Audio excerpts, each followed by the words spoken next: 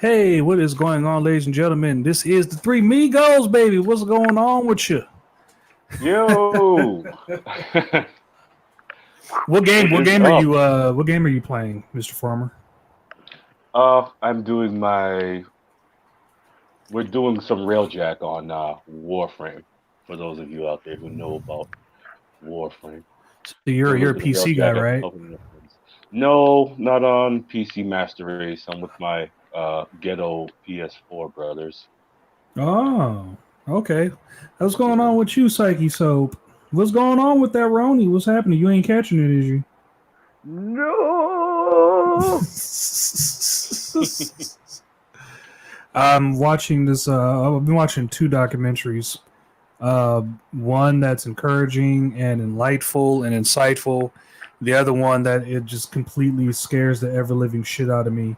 Um, if you go to my well, the other one is I think is about. Have you ever heard of London Real? Yeah. London Real. Yes, No, you need to check this guy out. He's amazing. I think his name is what is his name? Brian Rose, I believe his name is. And I looked into his a lot into his story, and this guy is very incredible, very inspirational. Yes, named Brian Rose. He's all over the place, man. This guy is very inspirational for a man his age. He kicks a lot of ass, man. He really does. And so I definitely would recommend anyone out there to check out London Real. He just put out this like documentary called Reconnect. Reconnect the movie. Um, and he had this global premiere and is talking about how plants are really in charge. Plants are really the key to opening some kind of form of understanding and kind of reminding you that you are not the most important thing in this universe and anything that you think that you could suffer through there's some real shit going on in this world, buddy pal. Let me tell you right now, and I'll tell any SJW or feminist or any of that shit, any of you people out there who think that this Roni, if you think this shit was something, y'all really don't know a damn thing. You really don't. You haven't even grasped the concepts of life. And it's kind of funny seeing all these young kids going around moping and no, woe is me. And it's like, you ain't been through shit. You ain't been through nothing. You know, Mike Tyson talked about a similar experience about the toad in the desert, man. They got to take the toad, you know? And some of these psychedelics, they unlock certain paths in your mind. It's like Psyche Soap. Are you experiencing this and all? Because I know you're kind of like a spiritual plant. You know, me myself, I'm kind of in the same lengths. Like I listen to binary beats and I meditate quite a bit, and I want to reconnect with nature and all. So what are your thoughts on this?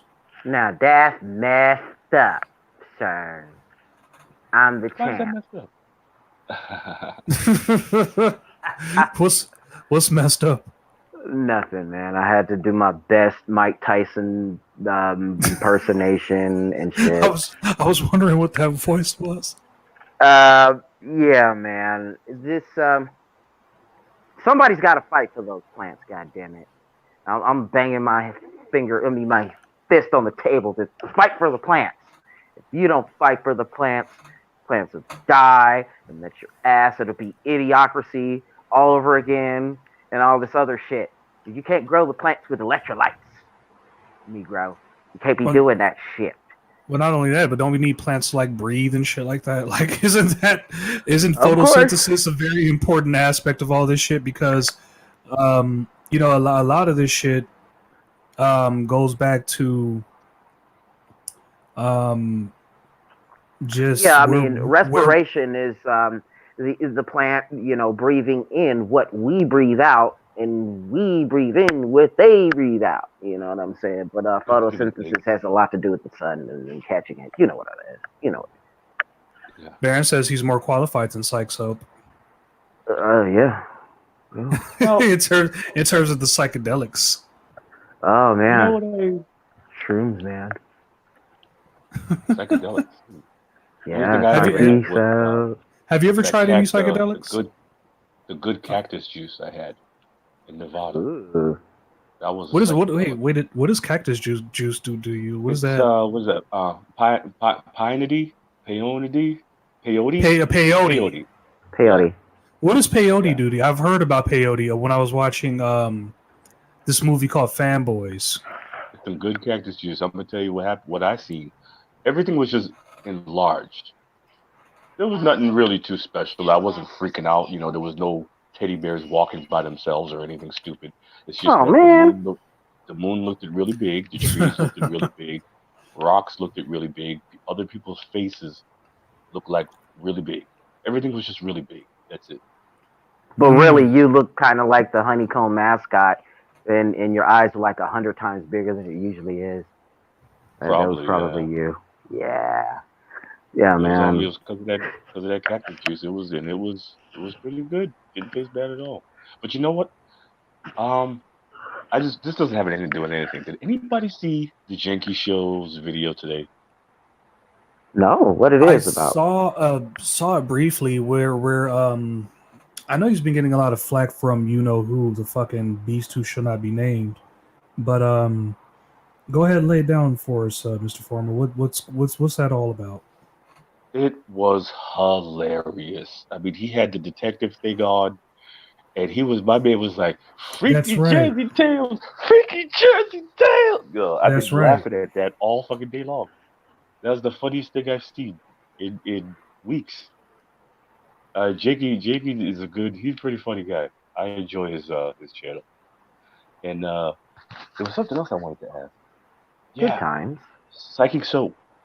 Yeah. Man, you be grooving over there on your channel, man. And I was listening to that. I must have listened to that video. I don't know, maybe 3, 4 times. This is like the second time I heard that music on that channel, and I was grooving to that shit, man. Did you see Psychic Soap's last video, Germ?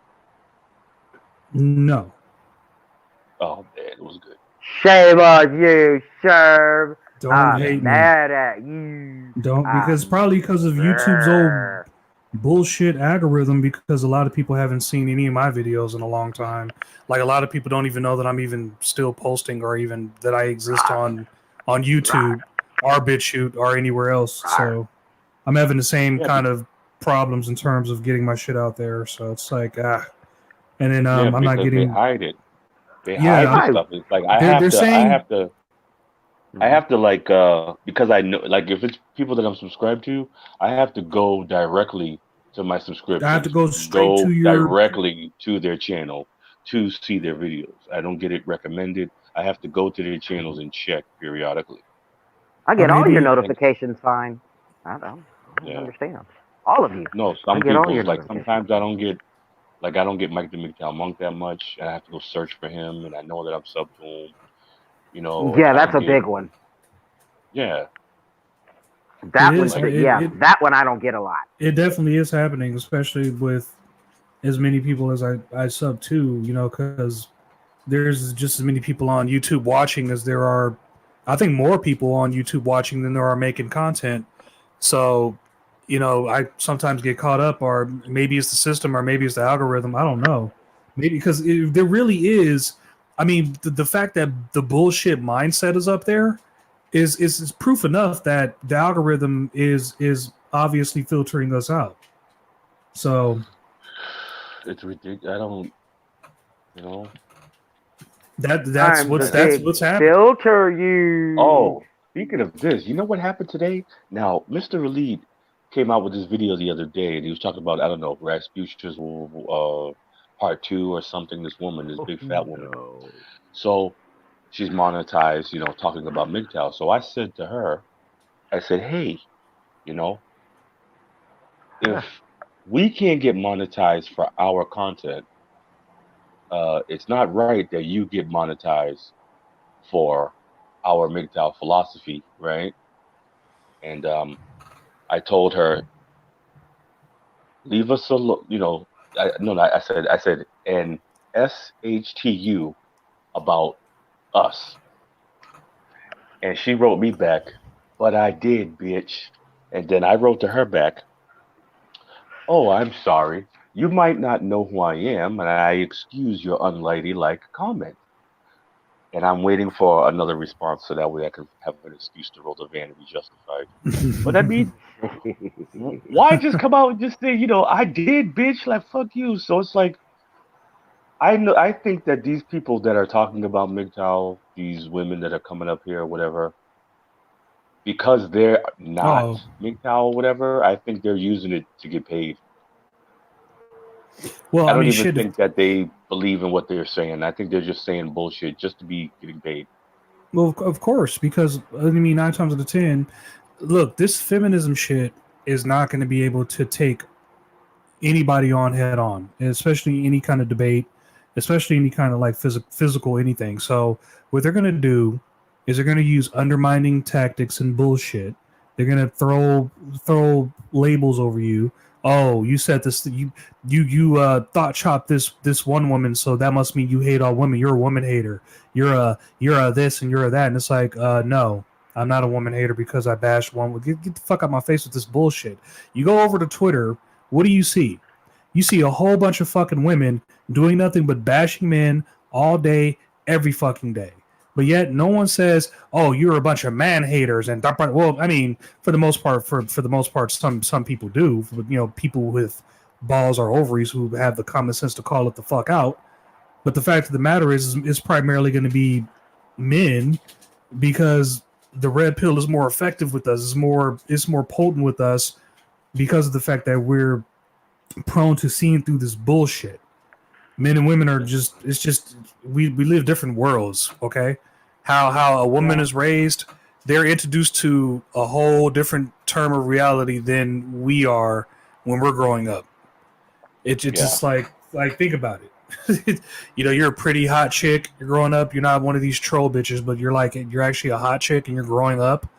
Could you imagine how many fucking guys are throwing themselves at you at that age? It's fucking mind numbing to think about. It's like makes me not want to have a daughter, but I mean, it's like I'll tell any man out there who has a daughter, man, dude, keep her close, man, raise her right, because you definitely don't want her to Yeah, be one of these out here. and I know how you feel. I know exactly about that. Keep your daughter close and raise her right because I'm expecting my second grandson coming pretty soon. Whoa! All My daughter is right. 5 months pregnant. She's having another boy with her husband. Okay, her second child within her marriage. Okay, my second grandson here, and this is great. Now No. I have family Grandpa Congratulations. Shark. Do, do, do, do, and do, do. Grandpa I Shark. don't Do, do, hate do, do, women. do, do. Yeah. Hey, I don't hate women. I mean, what's it gonna take? I mean, I got proof. I've got women that I can call them up right now, and I can say, "Hey, look it. Will you Well, ladies do this video with me?" they're And they're tell trying these to people that I don't hate women. I could do that. they're trying to tie your lifestyle to something that goes against them somehow. And of course, like with this whole thing with Doja Cat, I think I just did a whole podcast about it, where it's like how are you going to cancel her about her talking to some white boys? And I mean I couldn't confirm or whether they were racist or not, but apparently that's all they're saying is that, oh, she was in the stream with these white boys. And it's like, just because she was in the stream with white boys doesn't mean that, number one, they are racist, and number two, it doesn't mean that she's racist toward black people. Maybe she just has a preference. Maybe she's attracted to white boys. Maybe she's half white and therefore I've chased that woman who's half white, half whatever. I've actually had an experience similar to this, and this is why I've come back to talk about MGTOW and red pill stuff, because I've been that guy who've chased after, and I think Doja Cat's the same race. She's half black and half Jewish. Same situation with me. I'm chasing after this chick. She's half black, half Jewish. Guess what, folks? She loves nothing but white penis. It's nothing personal. It's just what the fuck it is. I thought it was personal for the longest time, but then again, you got women out there who love nothing but black penis. There are women out there that love nothing but Asian penis. What are you gonna do? What are you gonna do? Okay, that's why I say go your own way. Let this shit kind of sort itself out. If you see an opportunity to get into a relationship or whatever, that's your business. Me, myself, a lot of men are looking at it as this is the fucking plantation. They're just milking us dry by us being on this fucking plantation. And we're going to end up being a slave and only being remnants to run one fucking room of our houses. You know? This is it. You know, I pay for all this shit, but my identity is in this one fucking room, our basement, our attic, our garage. It's like, this is how men are? Is this it? Is this it? Are you not entertained? Women are very strange because it's like this, because you're right, because we are very different. Because you see how, like, women have a preference, right? Like, they could say, like you just said, this woman prefers to be with white men, which is no problem.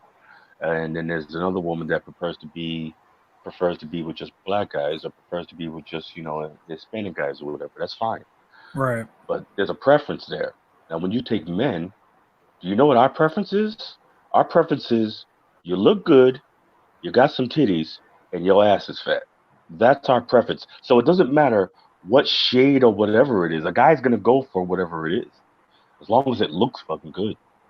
Do you think that they may now do you when think it comes that's a to problem?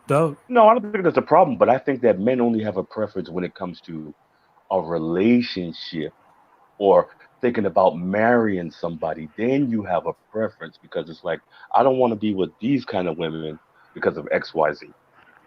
Yep. I don't think it's a problem either. I think society turns it into a problem because, like, look at a guy like Future. Like, look at all his baby mamas. They all fine, every single one of them. But every single one of them, I wouldn't want to be with because look at what they're trying to do with the whole child support and the whole bullshit. It's like you can't have that kind of woman without having a whole bunch of hell and problems and consequences, repercussions. They are playing on our instincts. They know that we like the big butts and the breast and the ass, and that's natural. We should be able to, as a straight man, you know, I can only assume that none of us in here are gay. If you are, that's perfectly fine. But no, we're all straight guys. All straight men. I'm a snow leopard.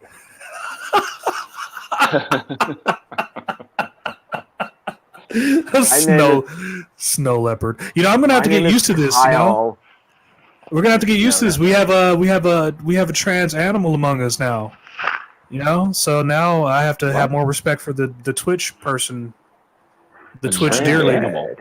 Yeah, Twitch deer lady. What the hell? You didn't hear about this? No, what's going on? Wait, are you new to this? Are you new to this whole trans animal experience, Mr. Forma? You never heard of the Twitch deer? Wow. She's on the safety council, right? And she's all like, most gamers is white supremacists, y'all, and some of y'all have most something afraid of, and I got power, and she's over there talking shit. Now keep this in mind.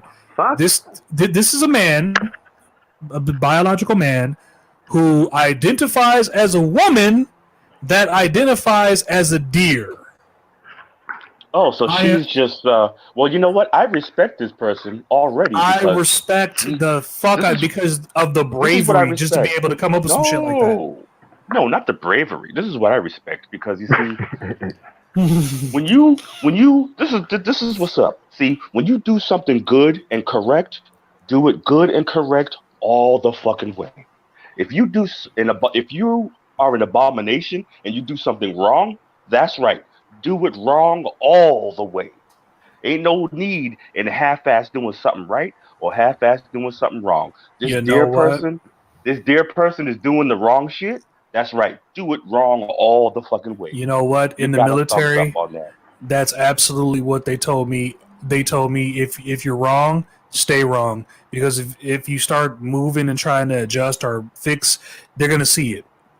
So if you're wrong, stay wrong. What they tell you, they'll tell you this too, especially for like boot camp ceremonies. They'll tell you if you do something wrong, the audience doesn't know. Okay, so they're gonna think that was a part of the plan. They're gonna think that you're a special sailor. You're saying happy birthday to your mom or some shit like that. That's all right. Eventually, they're gonna call the right cadence. You're gonna get fixed, everything's gonna be all right. All right, we're gonna sort Yep. you out. Like they say, you're too stupid to figure it out on your own. We'll sort you out, son. Don't worry. Uncle Exactly. Sam's got your ass. And what I really, and what I really mean by that is, it's like, okay, a person that is willing to lie may not be willing to steal. Why is that? And then you have a person that will steal, but he won't kill nobody. Why not? If you're gonna do something wrong, do it all the way fucking wrong. Don't half-ass it. Either do it all the way or don't do nothing wrong at all. Well, You know what some I'm saying? people That's just the special way I like feel. some people specialize in certain things. Like you can be a thief and have a thing against murder. Like there are certain gunmen who they're excellent gunmen, but they have a thing about killing people. There's actually an anime about it called Trigun. Like I have an affinity of being a detective. I could walk in a room, I could analyze it one time and go, yeah, it's either right or it's either wrong. But I do not have an affinity to be a cop. I do not want to be a cop. And most times you have to be a cop to be a detective, but you can also be a private eye without having to go through any kind of correctional bullshit. So it depends. You know, you just have to be good enough to be able to see the clues and, follow. It's a lot like directions. You start off with, streets. Well, actually, you start off even smaller than that with like alleys and shit like that. And then you start with streets and then highways and then freeways. And then, you go to things like boats and airplanes, and then you go back down again to somewhere similar. That's how you locate people so easily. Its direction is very fascinating. Yeah, but don't put 4 hippos in a room because you get a hungry hippo situation. Speaking of hungry hippos, did you see Mr. Hammerhand's video with all these black hooker hoes twerking on this? Basically, sexually assaulting this dude. Wow. Oh, when he was in the guy that like first they were They were raping the mannequin. a mannequin in a store. Very disgusting. Like I never thought that sexy women would be boner repellent for me. This is very unusual. Yeah, Wow. I was just looking at that like, what the hell is this? The women were raping the mannequin. The arm fell off, and then the guy that works there is like, shit, I gotta go over there and fix the mannequin. So he's going over there, he's trying to do his job, and they're all over him. And he's like, first of all, he's at work, so it'll be inappropriate for him to do anything. Number 2, this is the #MeToo sexual assault fucking world. If he did anything, he would have been wrong. I mean, but they can rub their ass all over him and sexually assault him. No problem. Yeah, could you imagine 3 of us walking to a He Target went over there. Sherm. Sherm, he went over there to fix that mannequin, and he got sexually assaulted just by going over there trying to do his job.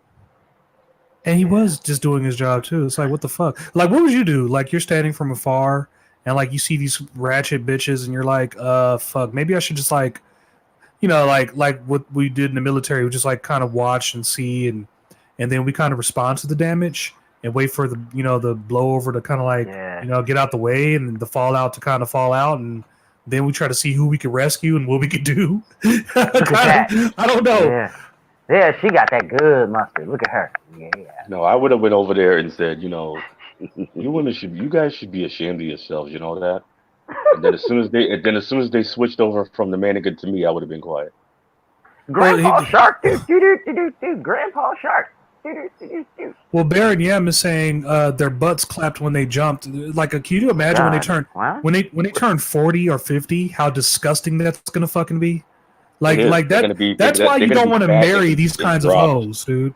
Like that a lot of drop like a motherfucker. But there's a lot of thirsty ass fucking men out there who'll go, "Ooh, look at that, yum." It's like, no, you don't want a girl like that, dude. Those fucking girls are ratchet. They will ruin your fucking life. They will leave you in a fucking and they will leave you in a barrel of fucking peril. And imagine the flip side of that coin. Could you imagine the 3 of us walking into like a Target or to like a Walmart and rubbing our dicks all over like a fucking Target employee? Mannequin. Or a mannequin and shit like that. Yeah, exactly. It's fucking crazy. We get tackled. We'd all be tased. We'd be doing the electric boogaloo. Yeah, we'd be tased instantly. We'd be sexual offenders, and they'd have all 3 of our faces up there. They'd be like, this is what the headlines will read. 3 black niggas from America rub their big ass dicks on a fucking mannequin in front of all these people, blah blah blah blah. But not only that, they did it to a person. They like And okay, they did it to a person. first they were imitating doing it to a mannequin, and then the employee showed up because the arm broke off. At which point, if I see that, I just wait till they go away, and then like maybe I fix the arm then, because you know damn well, like especially in like certain blue pill states, they have policies to where if you steal something under $950, then it's a misdemeanor at best. And so people go in and they just steal shit, and if you try to stop them, then they'll hit you with all kinds of shit, and you'll get fired from your job. And it's like, what kind of fucking weird dystopian horse shit is that? Who would come up with this kind of fucking garbage? They got Now, insurance. I'll tell you this though. Like in my state, and then the states surrounding over here in the Northeast, it's all about $250 here. Like, oh, that's even worse. if you do anything under $250, you'll be okay. They'll talk to you, something, whatever. But you can that's actually a charge. They'll say assault and battery with felony theft over $250. So if you steal something that's $251, that's it. See what I mean? Because that's over $250. For $250.99. So it's technically better. That woman had she had her mouth on the mannequin's private area while that was going on. If you go back to the video and look the mannequin didn't have a penis though. I know, but she still had her mouth on the crotch area of the mannequin. The one in the green dress. The one in the green dress. See, this is the shit I'm talking about with stupid assholes. We're in the middle of a fucking pandemic, and you have the nerve to walk into a fucking Target where we're already supposed to be practicing social distancing and all this other fuck shit. You're not wearing any mask, no fucking gloves, and you three nasty hoes decide that you're going to put your mouth on this fucking mannequin where you don't know, God knows where the fuck it's been, and then have the nerve to take your nasty ass and put it all over this fucking employee, basically sexually assaulting him. But of course, we're not going to call it that because, oh, well, them some three sexy ass hoes. No, they're not sexy ass hoes. What they are is they're three ratchet ass BT-1000s, and they need to be called out for their fucking ratchetness and their fucking disgustingness. That's what it is. But see, that's what happens when you're a MGTOW man and you think with your big head instead of your little head. I don't know. And you know something else? It's like these women. The reason why these women, you're gonna start seeing more and more cases of this because not only the pandemic, not only the red pill and the MGTOW philosophy, not only the marriage rates dropping, but there are videos out there. I just seen another one too. I saw one. Thank you, Jinky, very much. Women are out there like, where is the dick at? Where's the penis? Where are the guys? Where are the men? They're calling. They're out there in the streets yelling and screaming for us because men have walked away. And it's going to get worse and worse and worse. You're going to start seeing more and more women literally approaching and grabbing men. You know what I'm saying? It's going to be the days of that Bible verse, Isaiah 4:1. They're rapidly approaching. Where in that verse it said, 7 women will take hold of one man and say, I will feed myself, I will clothe myself, just allow me to belong with you. Just allow me to belong to you. Give me your name. Help me. Take care of me. You know what I'm saying? Those days are coming. And it's crazy. These women it's crazy. Imagine being out at the store with your child. Sherm, you could have been at the store with your son. See, that's why I think about shit like that crazy. Too. I really do. I think about shit like that. Crazy. Yeah, I'm out there with this girl with some big old booty is putting her big old booty all over you, and you know what I mean. But I also think of my younger years. Head over. Yeah. I also think of my younger years of like, okay, maybe I might be attracted to these ladies, but I would still be somewhat slightly disgusted. But now that I'm a dad, it is somewhat different. As vulgar as I am, there are things that I do differently around my son, and I'm probably going to get even more, I don't know, kind of not drawn back, but just to try to set an example, because you definitely don't want your kids to take after you, and then when they start doing the same shit that you do, you can't say, oh, son, you can't do that because, well, dad, you're doing it. So, you can't be a fucking hypocrite. I mean, we're all hypocrites in some cases, but you know, you don't want to be just a blatant fucking hypocrite and try to set standards and rules and shit. And it's fucking crazy. But now, I'll tell you this. If I have my interrupt you. Oh, go ahead, Mr. Forma. I didn't mean to interrupt you. I'll tell you this. You're good. You're good. Go ahead. Keep it going. Yes. Okay. Yes. Those women are very attractive women. Yes. Those black women were very beautiful. But that's not the point, is it, Mr. Forma? It's not the point. That's not the point. That's not the point. See, yes. They were physically beautiful. Okay. You can't deny that. Those women were great. But what makes these women disgusting and ugly is their behavior. And you see, these women today, they don't have any training. They don't know how to be ladies and women.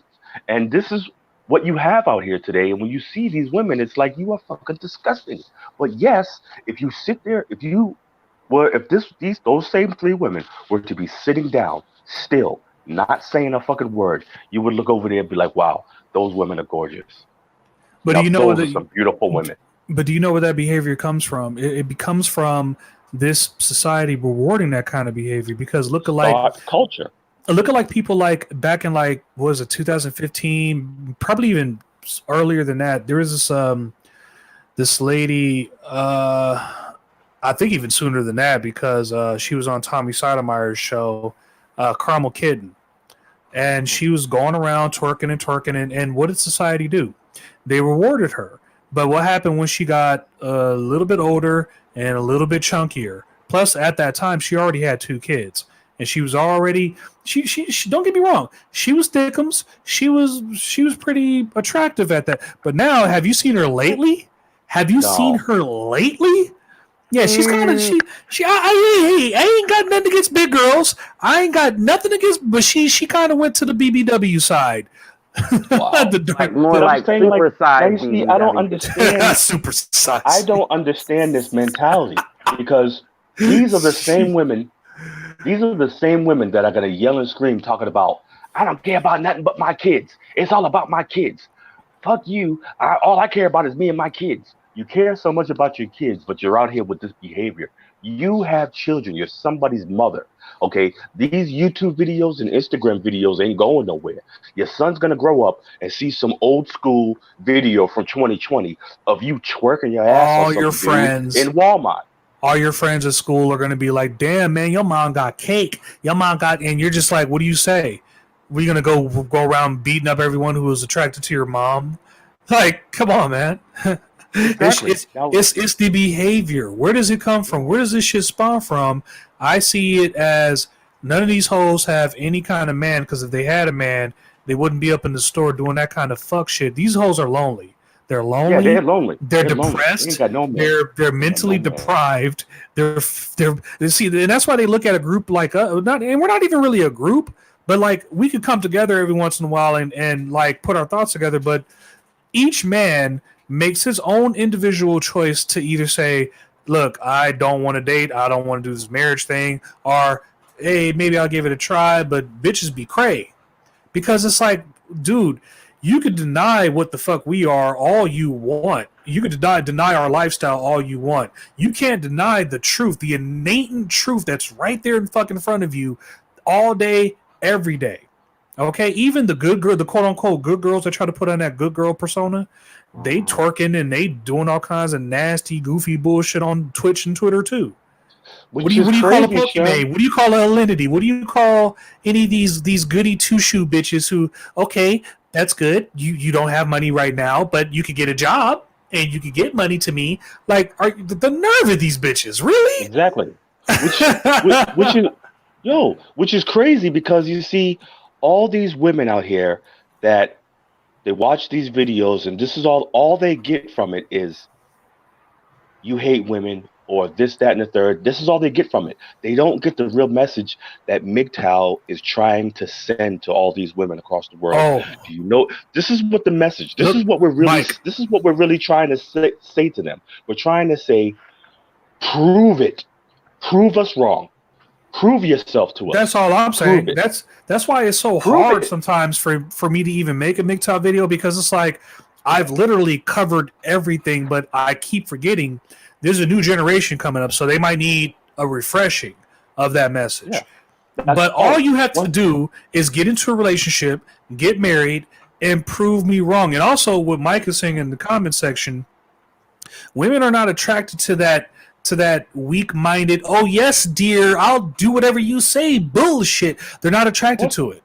They're not attracted to that. They're attracted to men. Yeah, you gotta Rick James these bitches. And once you stop being a man, like you'll notice, like when you enter into a relationship, right?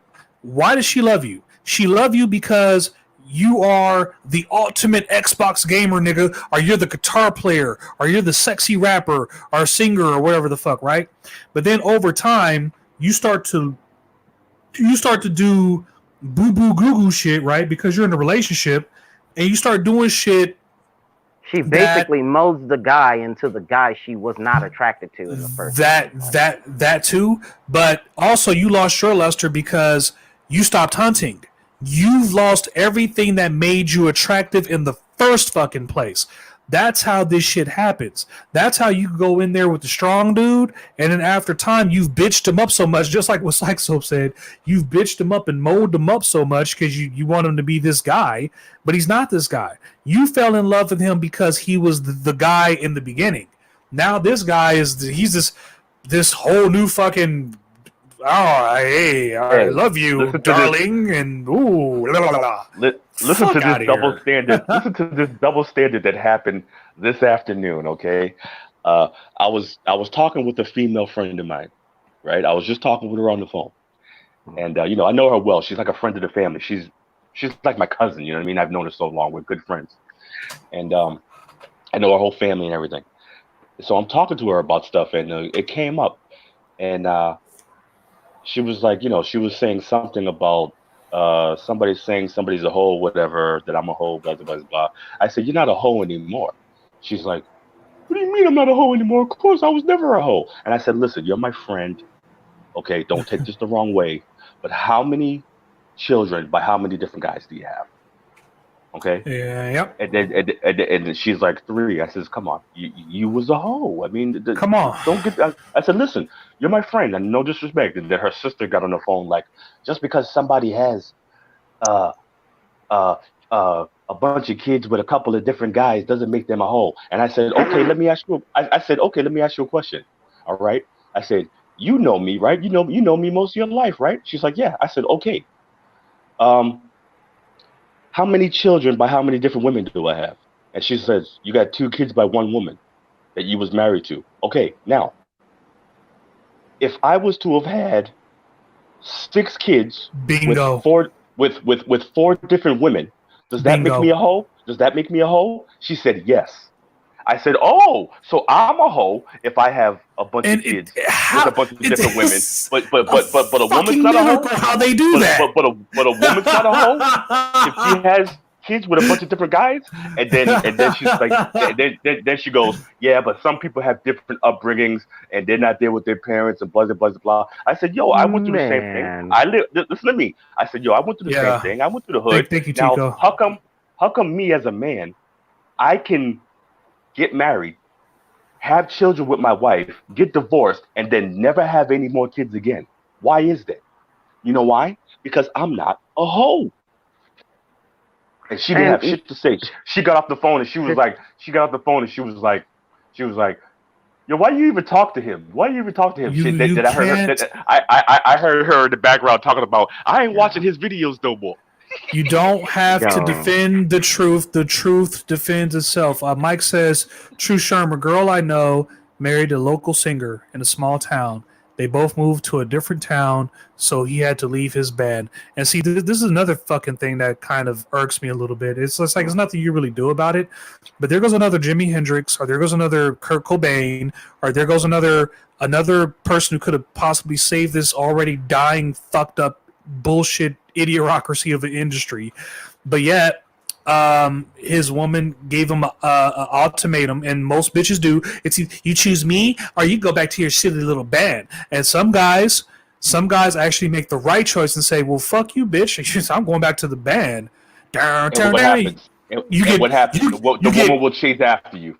Yep, and you guess what, fella? When you go back to the band and you make it big, even if you don't make it big, you still play in local areas. You're still getting some what do you call it? Some shine, some exposure, groupie pussy.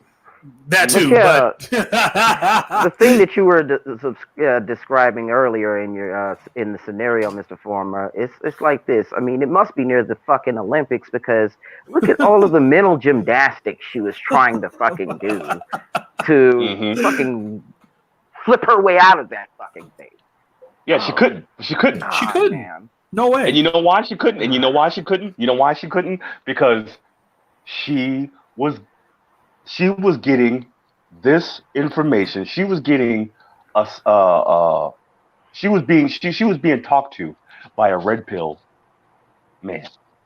That's why she couldn't get her way out of it. She was being talked to by a red pill man, and she couldn't get away with she couldn't get out of that truth because no matter what she tried to come at me with, I had more truth to hit her with. Now, if you're talking to beta male bitch boy, he's thinking with his little head, he's thinking, oh, this is my opportunity, because that's all a beta male is opportunist. It's his nice guy way of trying to get into some. It never works, by the way, or very rarely works. And the fact of the matter is that women are not attracted to this soft core. Oh my God, I love you, my darling. You are they are not attracted to that fuck shit, dude. I've been there. I have done that. They are not attracted to that. They'll tell you that bullshit. They'll tell you, oh, I want a nice man who has this and has that. But it's like, first and foremost, even you breaking it down like that, you're still showing your hypergamy. You're still showing me that it's still about my status in life. I have to be successful. I have to have money. I have to have a nice car. I have to have a nice place to live. And that's just a part of nature. Okay? It is. You can't get mad at it. You have to understand things like hypergamy. You have to understand why men want to go off and chase different women. You have to understand that biology in us. But since so many things are diluted and you could basically be a deer or a helicopter or a tank or whatever the fuck, then I don't know, man. I don't know. Yo, it was just so funny because it was like this. It's like this, right? How come me as a man, right? Now I'm a man. I go around and I have sex with women and I do all these things, right? How come me as a man, I've only got 2 kids by one woman, and you got, I don't know how many, you got 5 kids by 3 different guys, and you're not a hoe? And I'm out here fucking more than you are. I'm fucking. I've got only one. So how come I only have 3 and I'm the one that's busting nuts? How come I only have 2 kids and you got all these kids by all these different people? I've only got the one kid, and I only plan on having the one kid. Dude, yeah, I know. But I was trying to get her to understand. I was trying to get her to understand why she's a hoe and why I'm not. You know what I'm saying? I was just trying to explain that. Like, this is why you're a hoe and this is why I'm not. Now, if I was to have done this, then I'd be a hoe. She said yes. But because she did the same thing, she's not.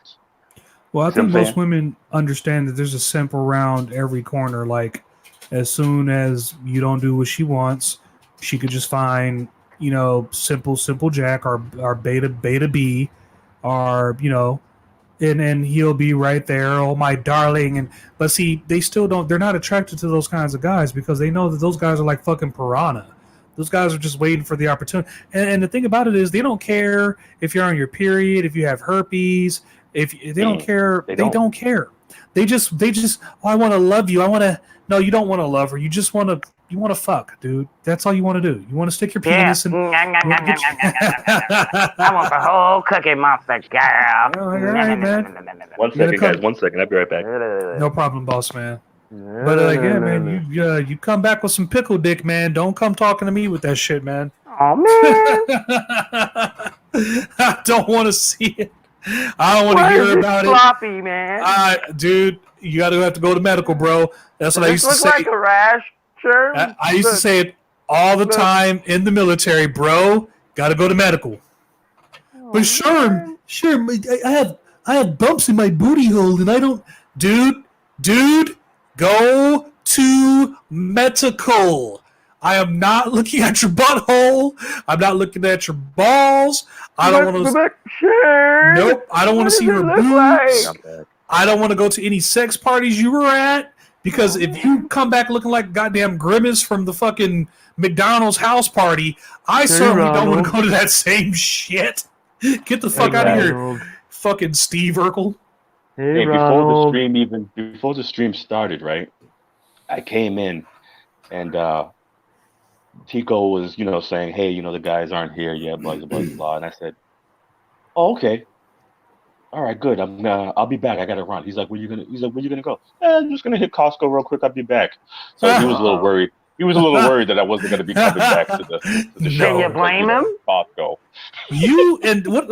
I have to understand this appeal of you and Costco. Can you blame him? It's the same appeal that white trailer park trash have with Walmart. Oh, Baron Yem says makeup is absurd, very heavily in this society. Yes, it is. Yeah, looking like Joker. I don't. Hey, something else too. Here's something else too. I just wanted to express. I noticed some MGTOW guys watching, some people watching the stream. Now, last year sometime, early before before I started getting anybody even knew me, I used to talk about how what makes MGTOW so strong is because we can't be separated by race, and this is the only thing that they're gonna have to be able to try to dispatch MGTOW and divide it from within is the racial issue. But that's something that none of us MGTOWs recognize. We all recognize each other as men. Whether you're a white man, black man, Hispanic man, if you're a guy from Alpha Centauri, we all recognize each other just as fucking men. And that's one thing. And now they're starting to ramp up and amp up the race baiting. I don't know if you guys noticed that or not. Oh man, it's the oldest trick in the book. Isn't what's his fuckface back as Kenobi, Shinobi, Potato, Kaledo? Yes, he likes to call me. Yeah, he likes to call me Mr. Forma. Aren't you following Captain Jackass just to keep tabs on the fucker? Yeah. Like it's amazing. He doesn't. He thinks that like it's oh my god, his MO.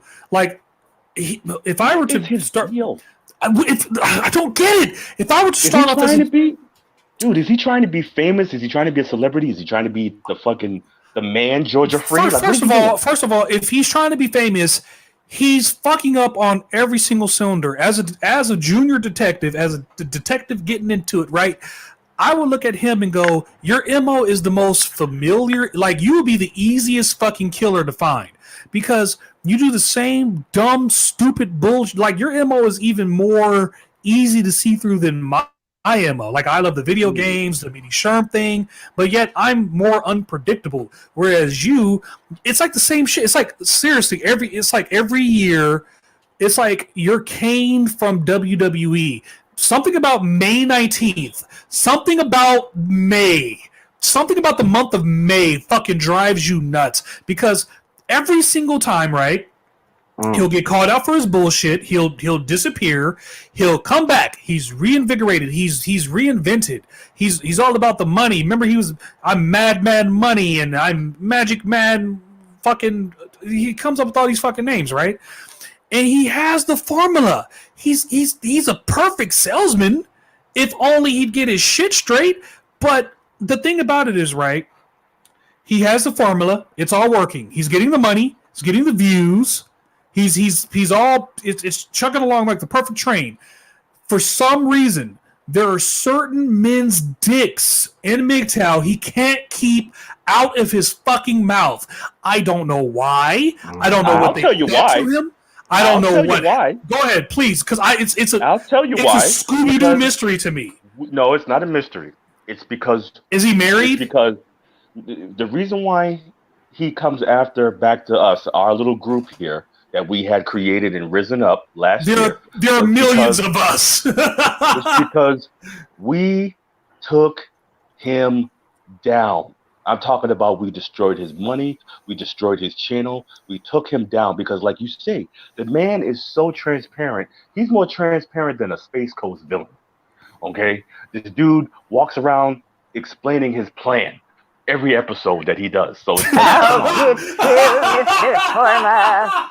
I'll get you, and I will get you with my free he does. rays. He's like, yeah. He's like, I am. He's like, yes, it is I, Just like Angry what's Madman her Money. name? I will take down Hammerhand and MGTOW and Mr. Forma and Mr. Elite and Mike the Madman, because once I get the feds on their ass, they will get down. And I'm going to flag them for hate speech. That they'll never know it was me. I'm going to make a video and I will come back, and then I, Angry Madman, will be victorious once again. I will be back. Oh, and since community. Madman, angry when I fly. Angry MGTOW, whatever the fuck you go by.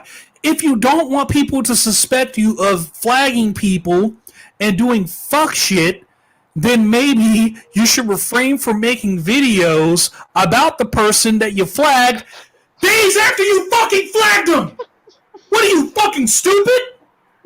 Jesus fucking Christ! I just want to. What do you do? You know what you do? You know what you do? You know what you do? You get the fucking MGTOW space modulator and foil his plans. Where is my MGTOW? Where is my space modulator? Fucking idiot. Delays. I am Madman Mojo. Hit him with the fucking ultimate nullifier. Like, get the fuck out of here, Mr. Fantastic, you fucking piece of shit. Oh, Kim Dorican, the one of the MGTOWs that could absolutely not positively be a fucking there's no way in God's green earth that Kim Dorican could be a white supremacist or support or advocate for white supremacy in any fucking shape, form, or fashion. If you just listen to the guy for 5 seconds, you'll realize there's no fucking way this guy could be a white supremacist or white nationalist. But yet, this fucking moron is in this guy's channel talking, you're advocating for white, MGTOW was started by 2 white people, and you're advocating for the... Shut the fuck up, you fucking moron, you dickless fucking lunatic. You have no testicles. We've been here before. We've done this before. I feel like I'm in a fucking time machine. It's ridiculous because it's like that's like saying, hey, what are you doing? Oh, I'm just eating a tuna fish sandwich. You do know that mayonnaise was started by 2 white men, and by eating that sandwich, you are advocating for white supremacy. Well, I have a request to talk like a certain actor, so I have to go ahead and show off my skills. Where is my space modulator? Fucking moron. Hey, this I'd have shoved this can to Twisted Tea.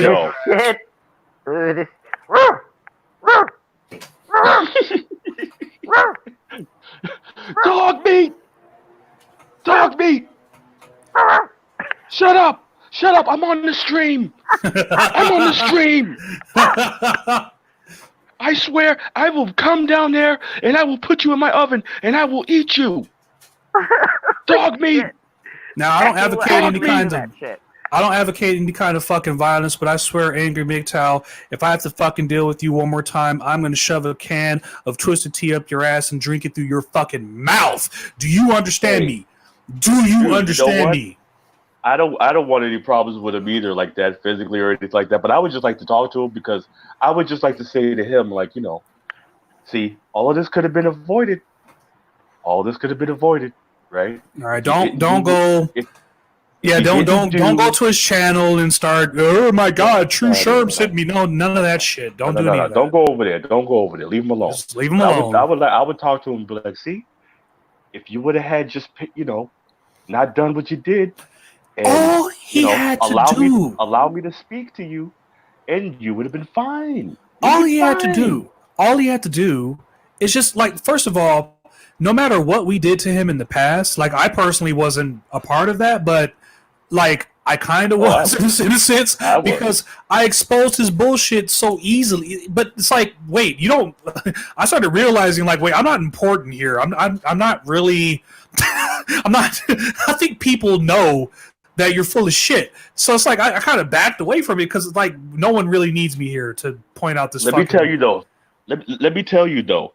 Now, before I started making MGTOW content, I used to, I was a big Angry Madman fan. I used to be in the streams and everything. I Let was me tell you, too. I wasn't. Thank goodness. I met so many MGTOW men that I am close with now in this community, in his streams. Now, when things started getting funny, I started talking to other people in the streams. And those people convinced me to go on ahead and do something. And I said, you know what? I don't have any subscribers, so I can't say anything. Don't you know what those guys did? Those guys say, don't worry about it. Make the channel. We're coming over.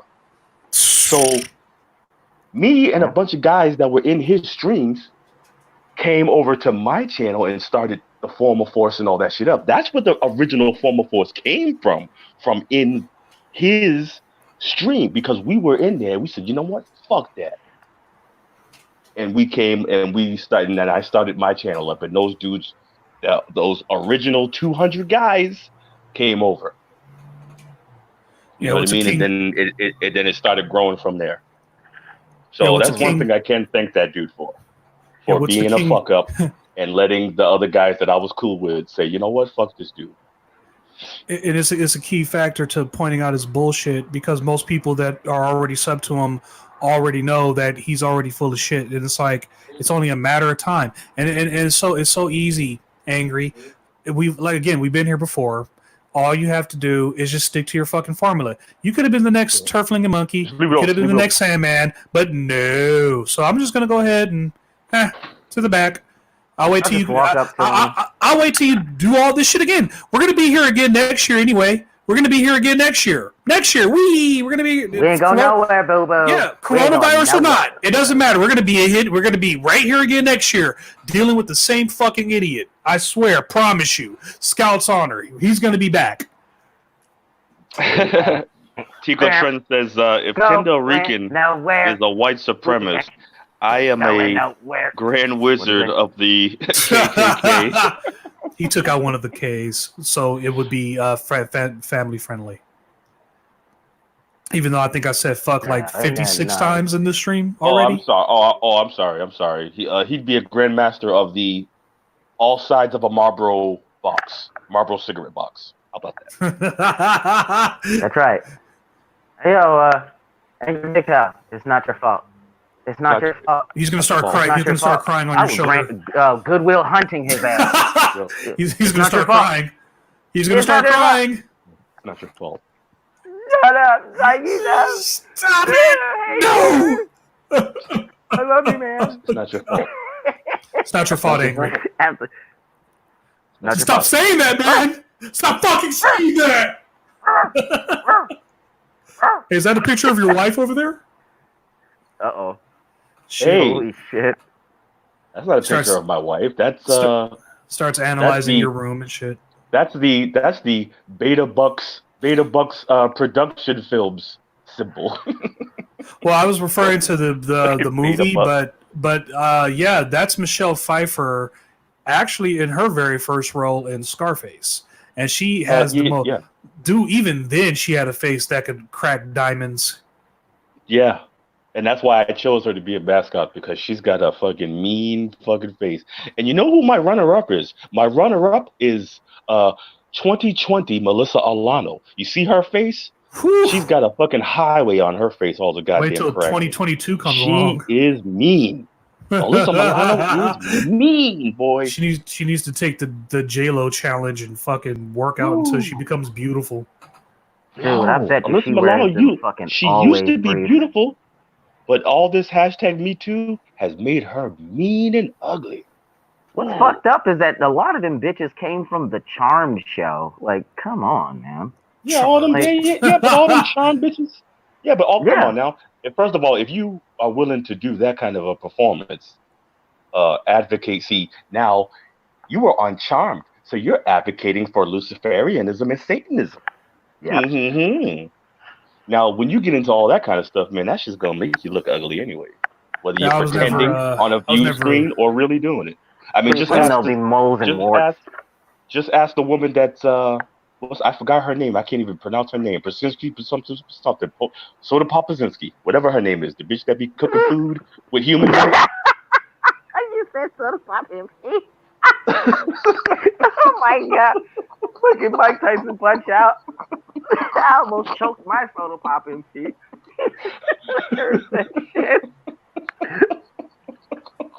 Damn, son.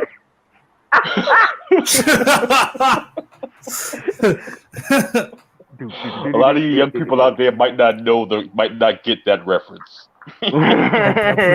Whenever I do rap songs, I never think about if you get my references or not. Fuck it. I get them, so fuck it. Look him up, Yeah. bro. Shit. That's what I say. Google it. Fuck it. Yeah. No, yeah. Soda What Pop, did you mean Soda when you were Pop is talking about the gas Bill Gates, power the for the Bill stick? Gates woman. The woman that hangs out with Bill Gates, and she's got the art gallery, and she's got the witch's brew bowl with all the stuff in it. That woman. Abramovich. Yeah, Abramovich. I was about to say. Abramovich Pazinski. No, her name is. Soda Pop Abramovich. I think her name is Arena Abramovich. We just call her Soda Pop from now on. Soda Is it Pop Marina, Arena? I don't fucking. Who Marina gives a fuck? Abramovich. No one cares. Yeah, Don't it's fuck up. marinara. It's marinara. Come on, guys. Don't fuck up my day. Come on. Marinara. This Negro with Alright. Soda Pop. Alrighty. She's about 3 steps away from looking like the Crypt Keeper from fucking Tales from the Crypt. So fuck her. You Our know? dogs, she does. Our dogs. She looks like the fucking Crypt Keeper. I remember Absolutely. knocking out that Man. motherfucker. Real, Green, the on Gremlins Part 2, the green gremlin chick. the green I'd rather gremlin. mess around. You remember the green gremlin chick? Yes. She did fucking Soda Pop Pazinski. She could have got it. She was in the elevator. She was about to get hers, boy. Yeah, she Yeah. was. She's about to get tapped. Yeah, the doctor from Star Trek said fuck it. Remember? He was like, you know what? Whatever. The doctor from Star Trek. He did actually. He went in. Damn it, Jim!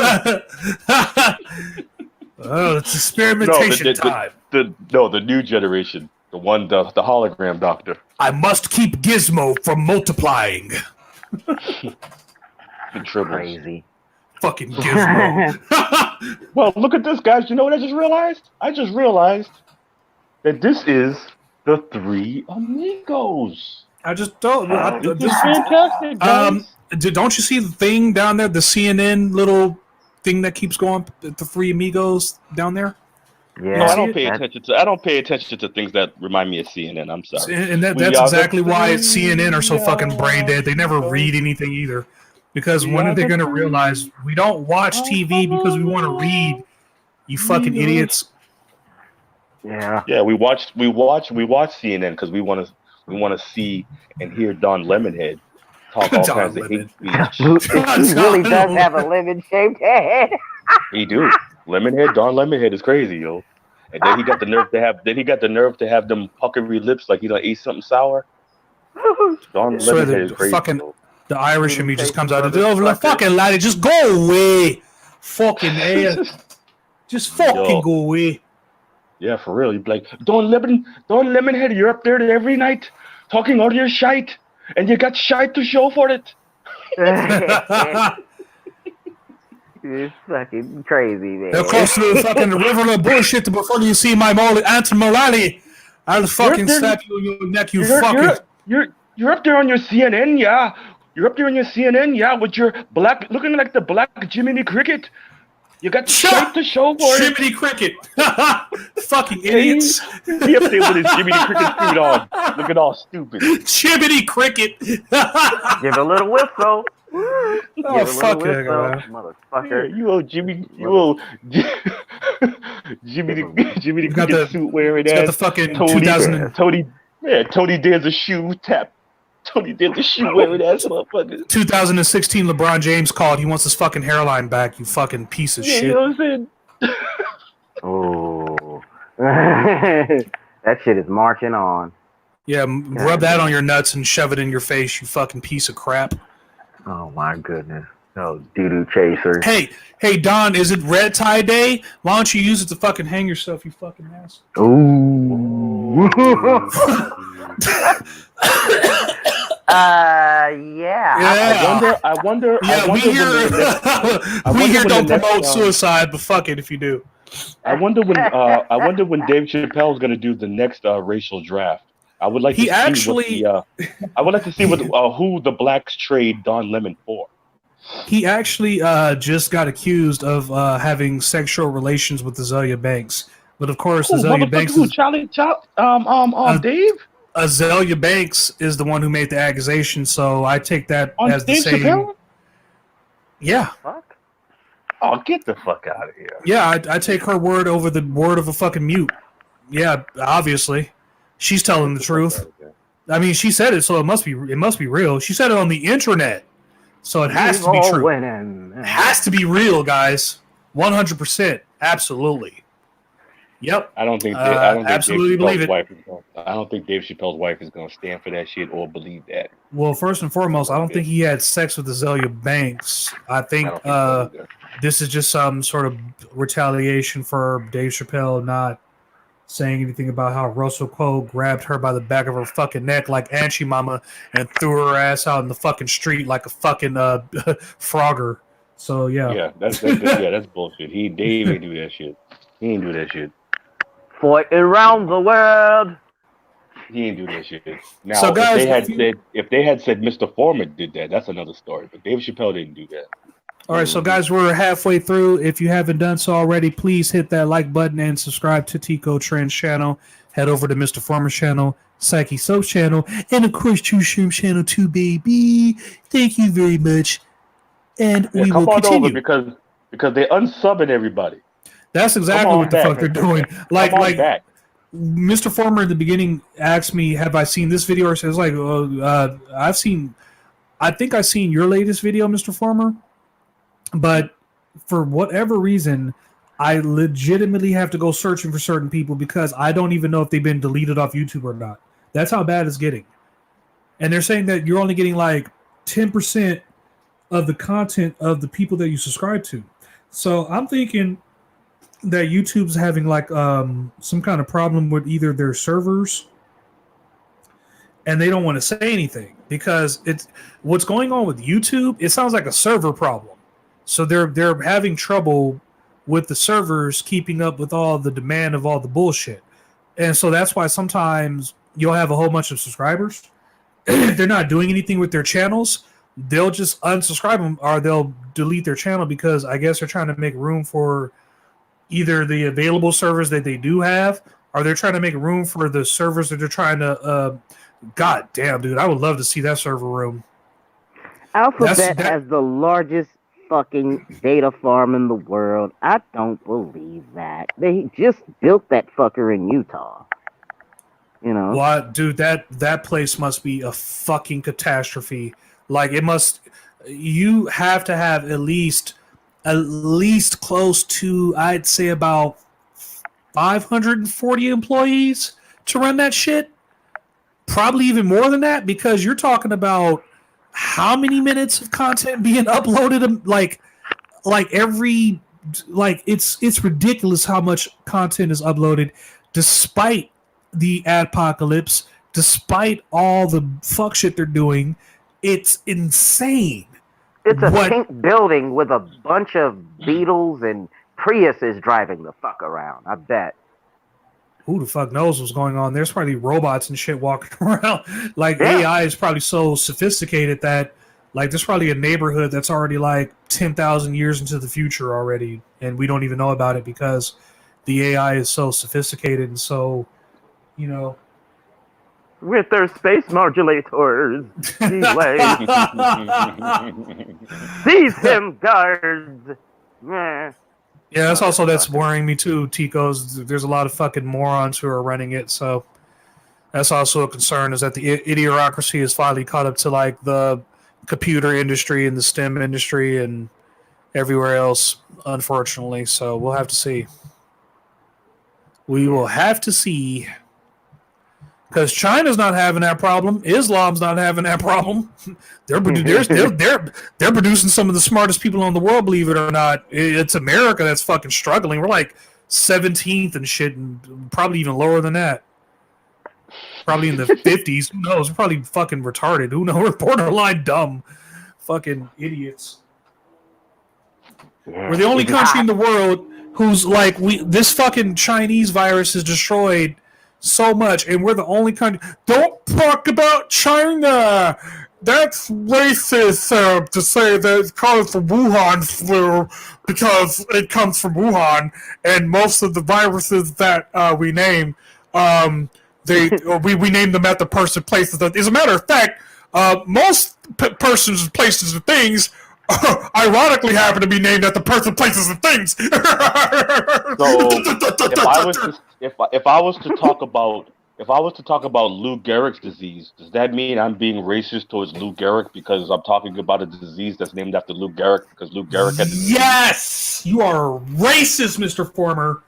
Racist. Oh my goodness.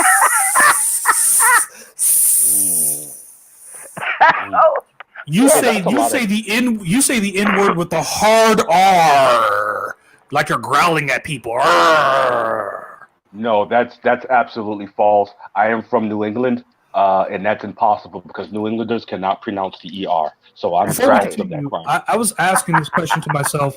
What is the difference between New England, Boston, and Foxborough? That's all New England, bro. This is the difference. Foxborough, listen, Foxborough is in Massachusetts. Now, New England consists of Rhode Island, Connecticut, Massachusetts, New Hampshire, Vermont, and Maine. That's New England. So all those states combined. Oh, right. 13 colony shit. Okay, yeah. Okay. So all of that forms New England, and then those towns within. Had a stupid moment there. I completely forgot about the Gettysburg and all that shit, dude. Now my U.S. history. U.S. history. You gotta remember. Yeah, you gotta remember. This is the original. This is the original America. This is what America started as, and then it branched off to everything else. New England. Yeah, as opposed to the old English. Yeah, and that's the reason why it's New England, because the settlers came from England, but then they came here. Now, hope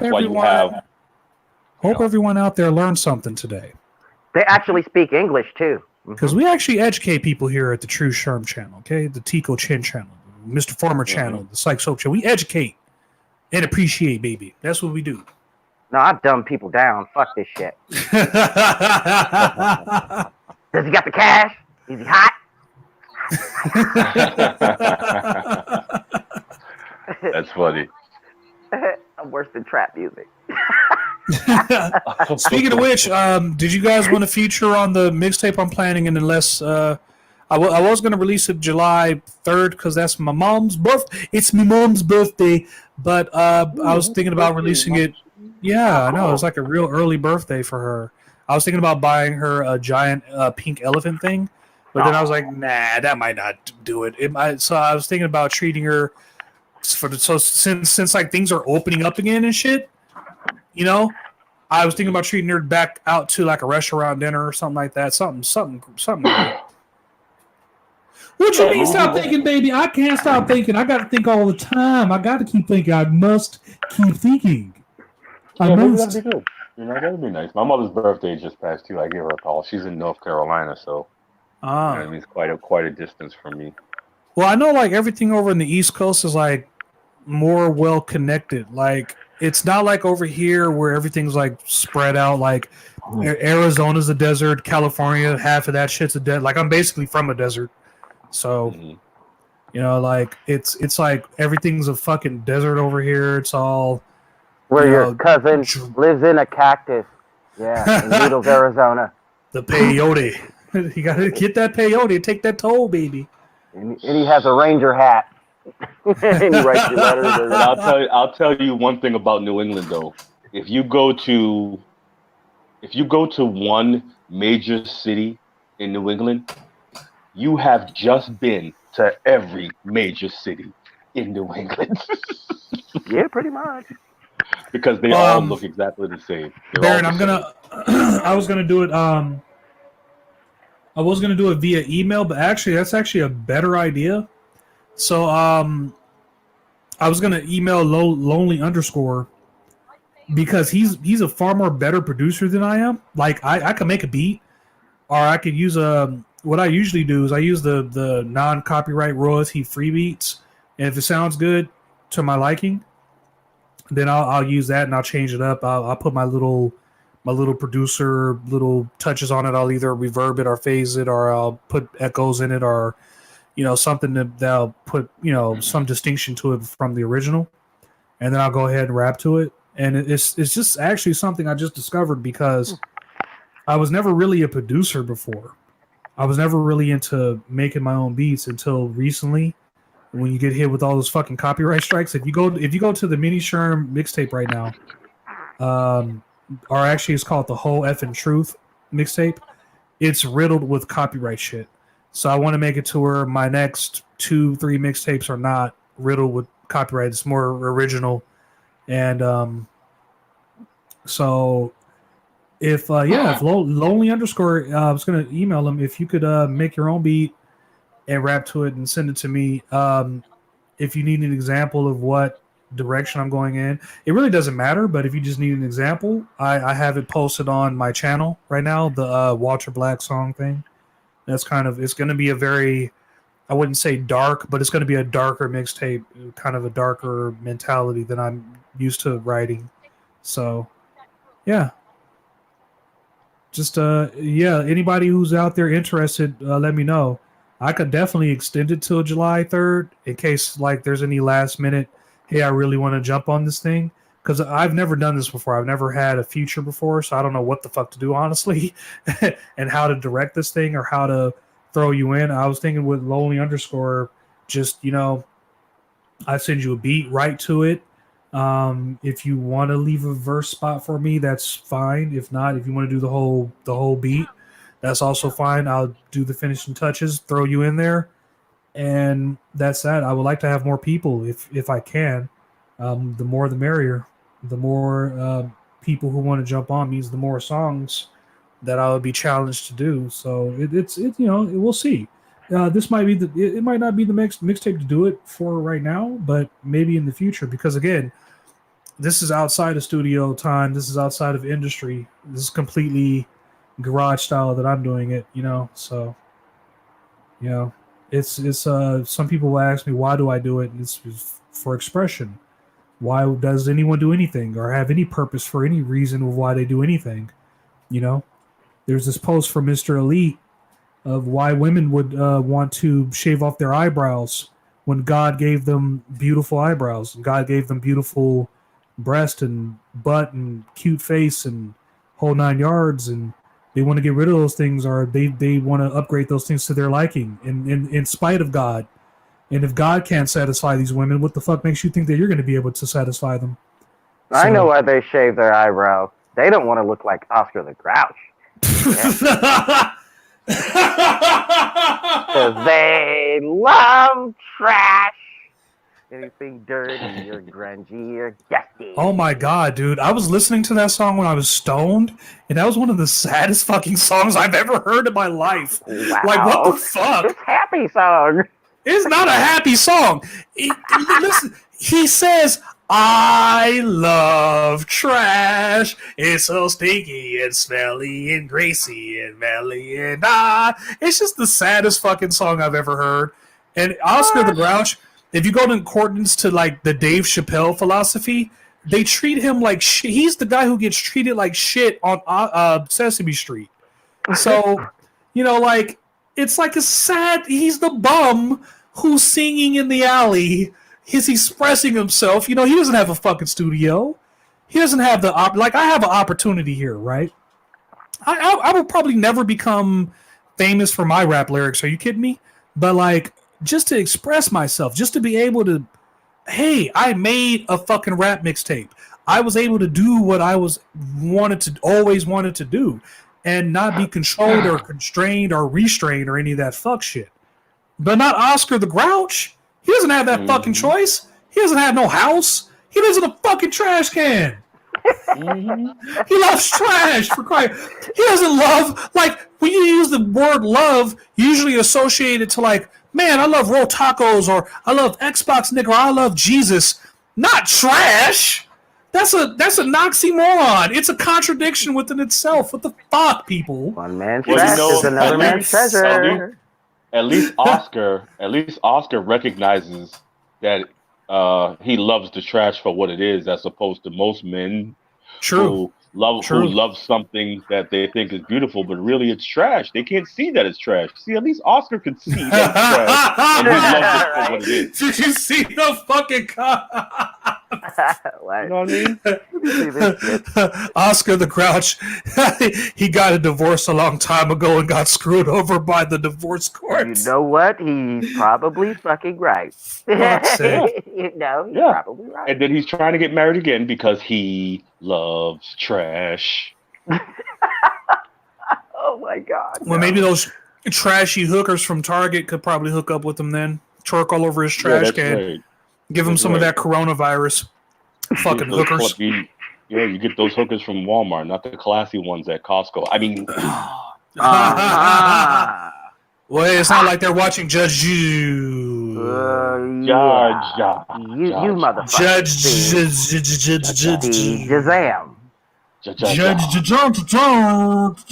Shazam.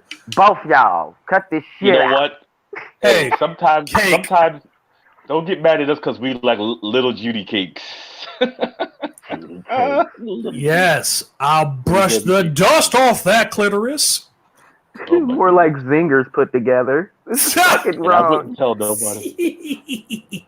I mean, Ding dong. I just walk up right behind Miss Judge Judy and be like, "Ma'am, don't say anything. Just let it happen. Just let it." Yeah, she'll let it happen. She'll be like, "Oh yes, that's right. Come on, young man. Come on now. Don't back down now. Don't you dare back down now, young man." I'd be like, "Excuse me, I want to. I think you should call the police and tell them you've been sexually assaulted."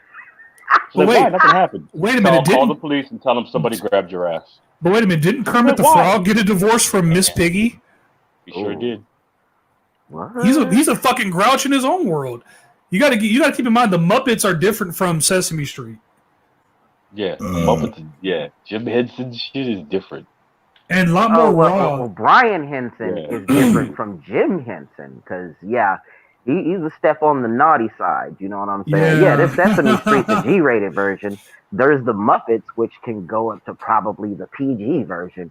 But Brian's Muppets, his son? Oh, Yeah, shit, dude. no. Yeah, they have a little bit more edge to them. A lot more edge, as a matter of fact. Brian Henson, his Muppets.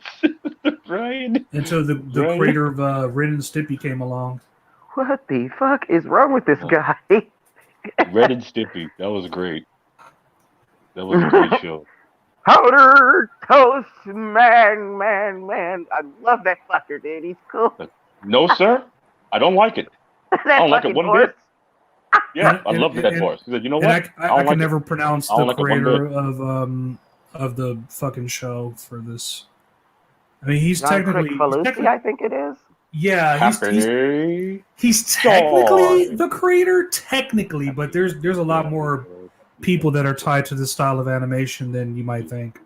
Joy, happy. Who's the guy who did Adventure Time and all that?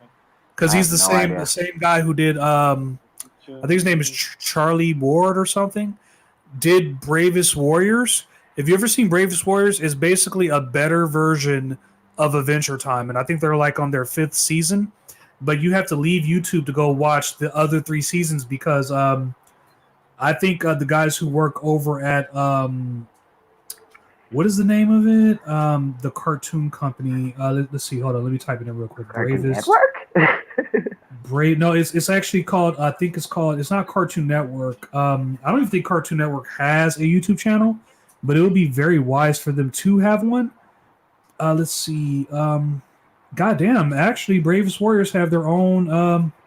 They have their own channel now. That's awesome. Now I get to watch the other seasons without having to go elsewhere. So they don't have season 4 though, but it's called Cartoon Hangover. That's where I discovered the Bravest Warriors at.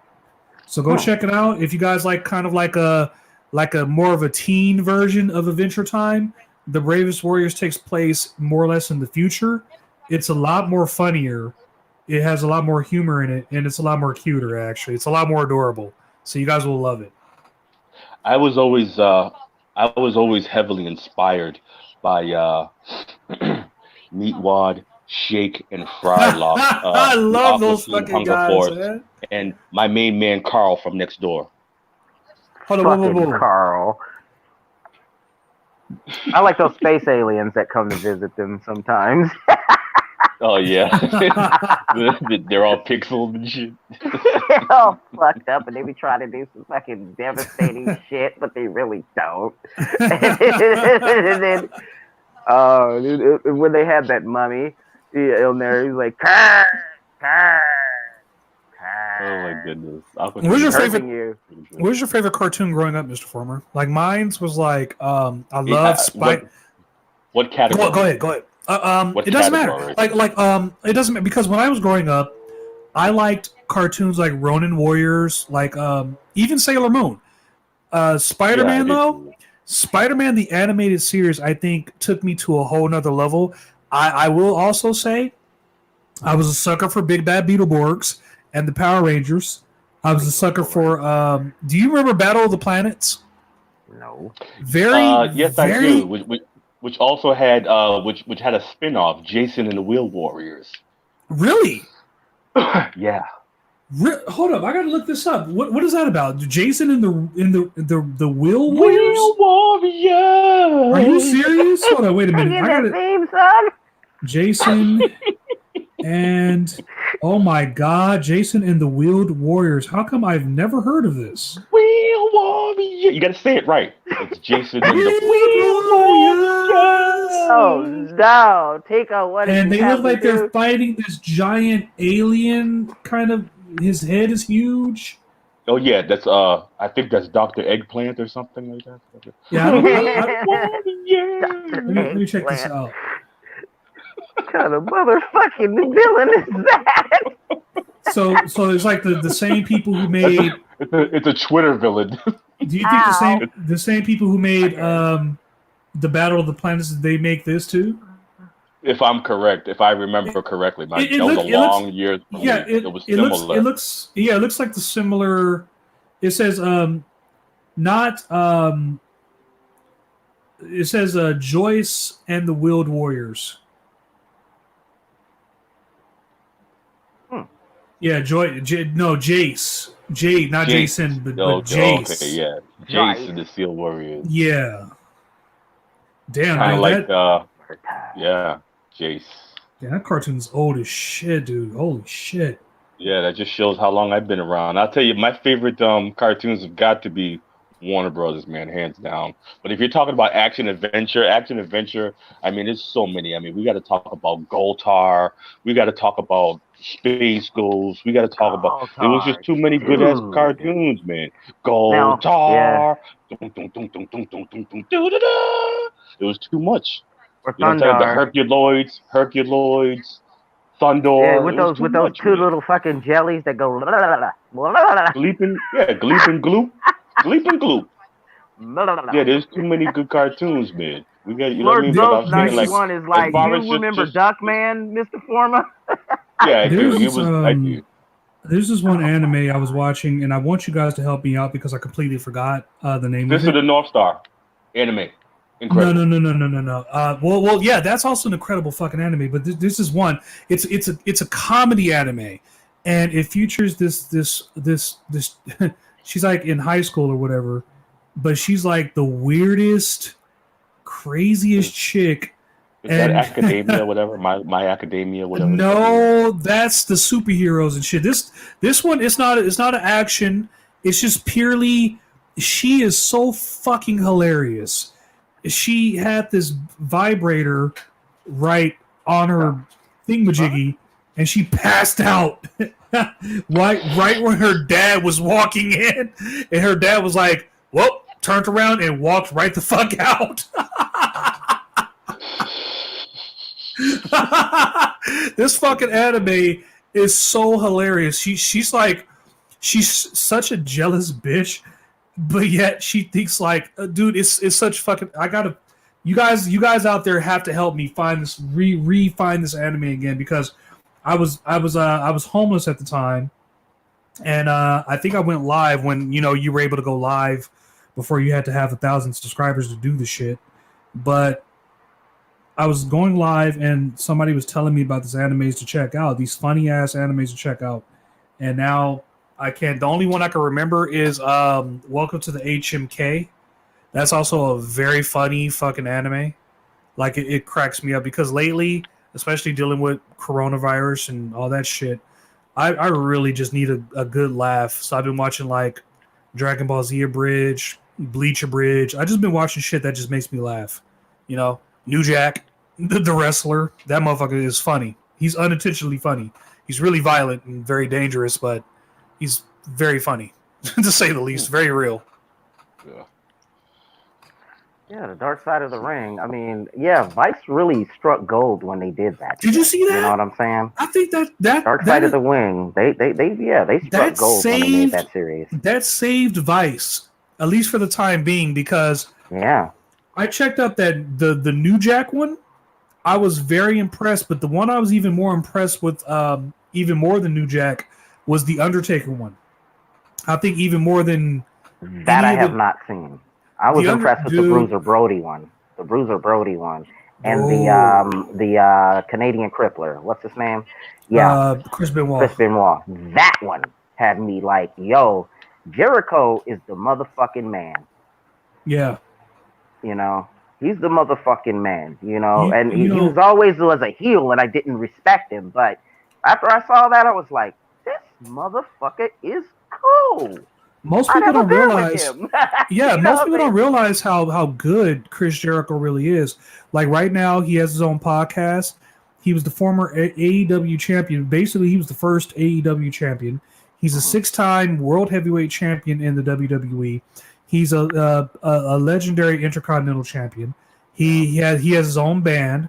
He's traveled all over the world in wrestling. He's wrestled down in Mexico, Japan, Canada. I think he's actually from New York, but he's technically Canadian, I think. You guys have to really correct me on that. But Chris Jericho is the man. He's always been the man. He was the man when he was cruiserweight down in WCW. He was the man when he like his intro into the WWE, whatever you want to call it, is by far the greatest entrance for any wrestler of any wrestling promotion ever. Even when he did it with Warrior's my man. Really? You think the Warrior, when the Ultimate Warrior came back, was better than Chris Jericho? No. When he first started Warrior, no man, nothing will beat that countdown. And he did it on The Rock, by the way. Nothing will beat that countdown. Nothing will beat Chris Jericho just showing up in New Japan Wrestling, all of a sudden challenging one of their wrestlers, all of a sudden becoming one of their champions for just no fucking reason at all. Like, dude, Chris Jericho, the Painmaker, dude. He's one of the greatest, man. He's a great guy. I mean, that's a great series, dude. I mean, the way that they made it, and Cornette, they cannot keep him out of a fucking episode, can they? well, when you're dealing with Jim Cornette, you have to understand one thing. Cornette's been in the game. I'm constantly surrounded by these fucking wrestling fans that they don't understand the goddamn business. I don't know how to deal with these fucking kids. You go to fucking Twitter, see a whole bunch of fuck shit. They don't understand the goddamn business. I'm trying to bring it back to professional wrestling. God, I love Jim Cornette, man. It was because of this series that I ended up watching his channel and shit. That's He's right. Got a podcast and everything. And I was like, I didn't even know he had one. So, That's right, Tico. He was the first undisputed champion in the WWE. That's right. Chris Jericho. Yeah. He also, technically speaking, he's also a former WCW champion when he beat The Rock. So he did capture the WCW title. It was just under WWE conditions. But Chris Jericho, he's the guy who beat The Rock and Stone Cold in one night. No one on this fucking planet can say that. No one. No one can say that they beat The Rock and Stone Cold, two of the greatest Attitude Era wrestlers of our time, and he beat them in one night. Incredible. Have you seen the Von Erich one? That's because Chris Jericho is a Saiyan. Well, yeah. So wait a minute. Did Triple H beat him in one night? I think he beat Stone Cold at that one. No, he didn't beat Stone Cold. He lost to Mankind at that Survivor Series, but he beat up Stone Cold's legs or some shit like that. I can't remember. Oh, Undertaker! I remember the 2-man power trip between Triple H and Stone Cold. That was hilarious when Stone Cold went bad guy. Hey, so who do you like better, Brother Love, or Paul Bearer? Now that's a hard I love you. I think that answers that question for both me and Psychesoap. I fucking love brother. Holy shit, he was so fucking red. No, he was the reddest. He was the reddest Irish man in the world. Oh, and before Paul Bearer, it was Brother Love. Yeah, he was the one who introduced. He was the one who introduced the Undertaker. 1992 was it? Survivor Series. What are you gonna do about that, Mr. Undertaker? That shit is classic. Oh my god! Somebody fucking power drive him right now. Oh, the Elimination Chamber, dude. There are two instances of the Elimination Chamber. Let me tell you something. One WWE, WWF commentator that they never, ever laid a hand on. I swear all the wrestlers were still scared of this man, and he had retired. Gorilla Monsoon. Yes, They never touched him. Now, they would rough up... Stone Cold didn't even touch him. They would rough up, you know, Mean Gene a little bit here and there. Mean Gene. They rough up, McMahon. But nobody would ever jump up in Gorilla Monsoon's face. Was the baddest motherfucker on the planet. He jumped in his face, but notice, not one time did Gorilla Monsoon ever take a stunner. He was he himself was a legend in his own right. Before getting in. Let me tell you something. Gorilla Monsoon was an old man. He was an old man standing up there, like I dare you. I will wreck you, young boys. He owned part of the WWF at the time. McMahon Sr. and him at the time. Oh, but the Elimination Chamber, I remember that when motherfucking soon. I think Shawn Michaels was the first one to win the first Elimination Chamber, and he won his fourth World Heavyweight title.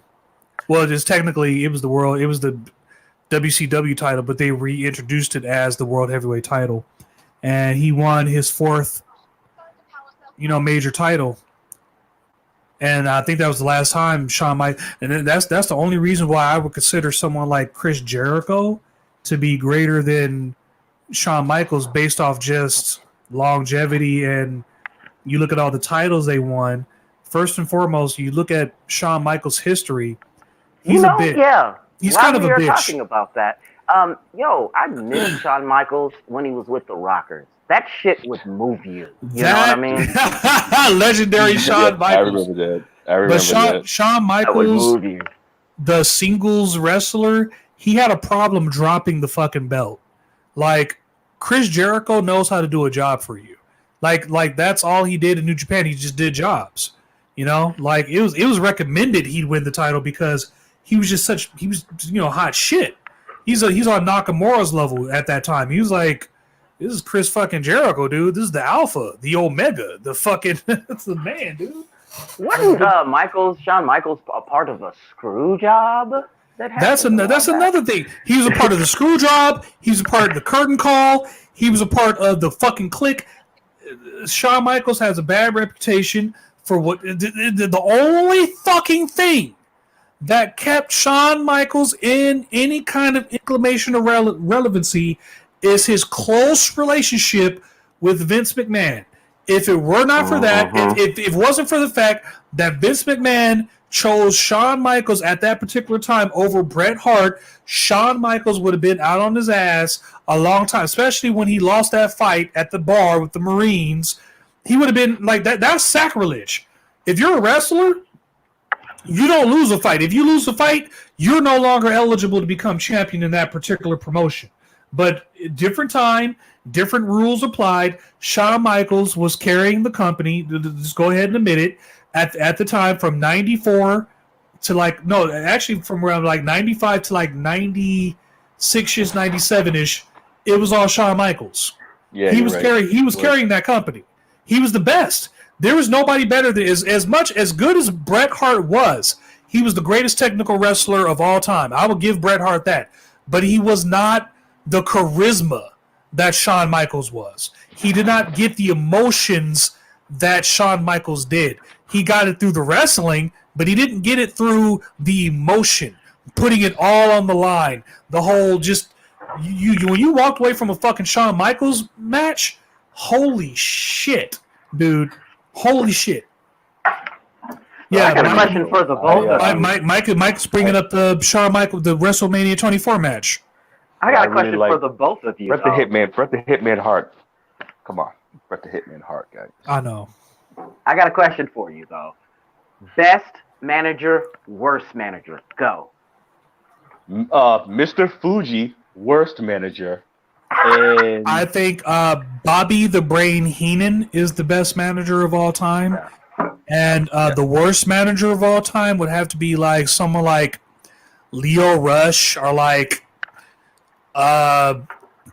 fucking, I don't know.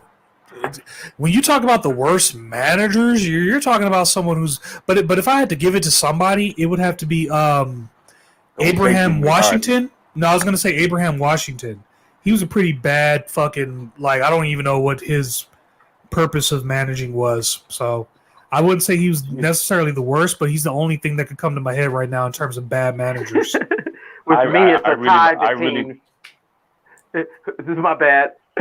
No, go ahead. With me, it's a tie between Frenchie of the fucking fabulous Rougeau brothers and fucking Bobby Heenan. I could not stand Bobby fucking Heenan, dude. Who remembers that? The best, in my opinion, used to hate Bobby Heenan. Was the Mouse from the South, baby. Jimmy Hart, baby. Jimmy Hart, baby. I like Morris Hart. Day from motherfucking The Time. Yeah, he was. He was like the white Morris Day. Yep. I actually disagree. I think Shawn Michaels wasn't just only as good as his last match. I think Shawn Michaels universally he's very fluent in the ring. He obviously when he was in the Attitude Era. I mean, not the Attitude Era, but the Ruthless Aggression Era, from 2005 to the time he retired. I think actually Shawn Michaels, despite the fact that he wasn't winning as many titles, he was actually putting on more memorable matches, and he was doing it in a new way, especially in 2008 when Chris Jericho kind of completely reinvented himself again. That's all Chris Jericho does. And he was kind of this super villain, it was unbelievable how of a heel Chris Jericho. Look up heel Chris Jericho 2008. Very impressive shit during that time. Very impressive. But Shawn Michaels, despite the fact that he lost the ladder match and all that shit, he made you feel something again, putting it all on the line, his eye being all fucked up and Chris Jericho punching his wife and it's shit like that I remember because it's all a part of a good storyline. And to put Shawn Michaels and Chris Jericho in the same ring, dude, that match that they had in 2008, the ladder match they had in 2008, is far more superior than their match at WrestleMania 2022, I think it was. Far more superior. Because at that point, they both fed off of each other they're both legends in their own right. Everyone knows that Chris Jericho is greatly motivated by Shawn Michaels. And Shawn Michaels is very egotistical, very hard to crack that ego, and you got to be able to be a better performer than him in order to show him that, okay, you're the man, you got it, you obviously proved. And that night, that ladder match, Chris Jericho proved that not only am I better than you, I have more charisma than you, I'm more of the man than you ever will be. So Chris Jericho, dude, hands down to me, in my personal opinion, if you had to it has already been proven. Chris Jericho is the man. More of the man than Shawn Michaels. I love Shawn Michaels. Don't get me wrong. Especially Ruthless Aggression Shawn Michaels, where he went off against Undertaker those two matches. But other than that, dude, I'm a Chris Jericho guy. That's just how it is. I'm more Chris Jericho than I will ever be Shawn Michaels. So, best tag team, worst tag team. Ooh. Okay. You're gonna end up getting my ass whooped with that kind of question. Because there's so many good tag teams that I can think of off the top of my head, and there's also a lot of shitty, horrible, horrendous tag teams. But the Heart Foundation and the Legion of Doom, aka the Road Warriors. I used to love those guys, and the guys I didn't like too much was Demolition, Axe, Smash, and Crash. I mean, they were good, but it was like, And then, honestly, my guilty pleasure favorite tag team of all time is Doink and Dink? No, Team 3D, the Dudley Boys. Oh yeah! I love the. Do you know, boys. Dude? At ECW, dude. At ECW, dude. Yeah. You could not tell me the Dudley Boys did not fucking run that goddamn place. Besides New Jack and Mike Awesome, it was the fucking Dudley Boys, all the way. But go ahead about the Bushwhackers. Remember them? I liked them too. Yay! The boys were dope. Yeah, but they weren't putting motherfuckers through tables. They weren't powerbombing old ladies through tables, my dude. That's why I like the people in armpits. The tables. Devon, get the tables. Oh my god. Now, in terms of worst tag team, I would have to say I don't know, unofficial or official tag team, because unofficially, I don't know, WWE randomly throws tag team matches together, but I would say the worst tag team, I don't know, it would be just some fucking who's a team that's just horrible, that's just throwaway tag team that's you're not even worth my time tag team. With me, it's the Mega Powers. The worst is the fucking Natural Disasters. Nah, I wouldn't say. They actually made sense. They had a gimmick. They had a thing. The worst tag teams are a team. They have a gimmick, but they just don't work. Right to Censor.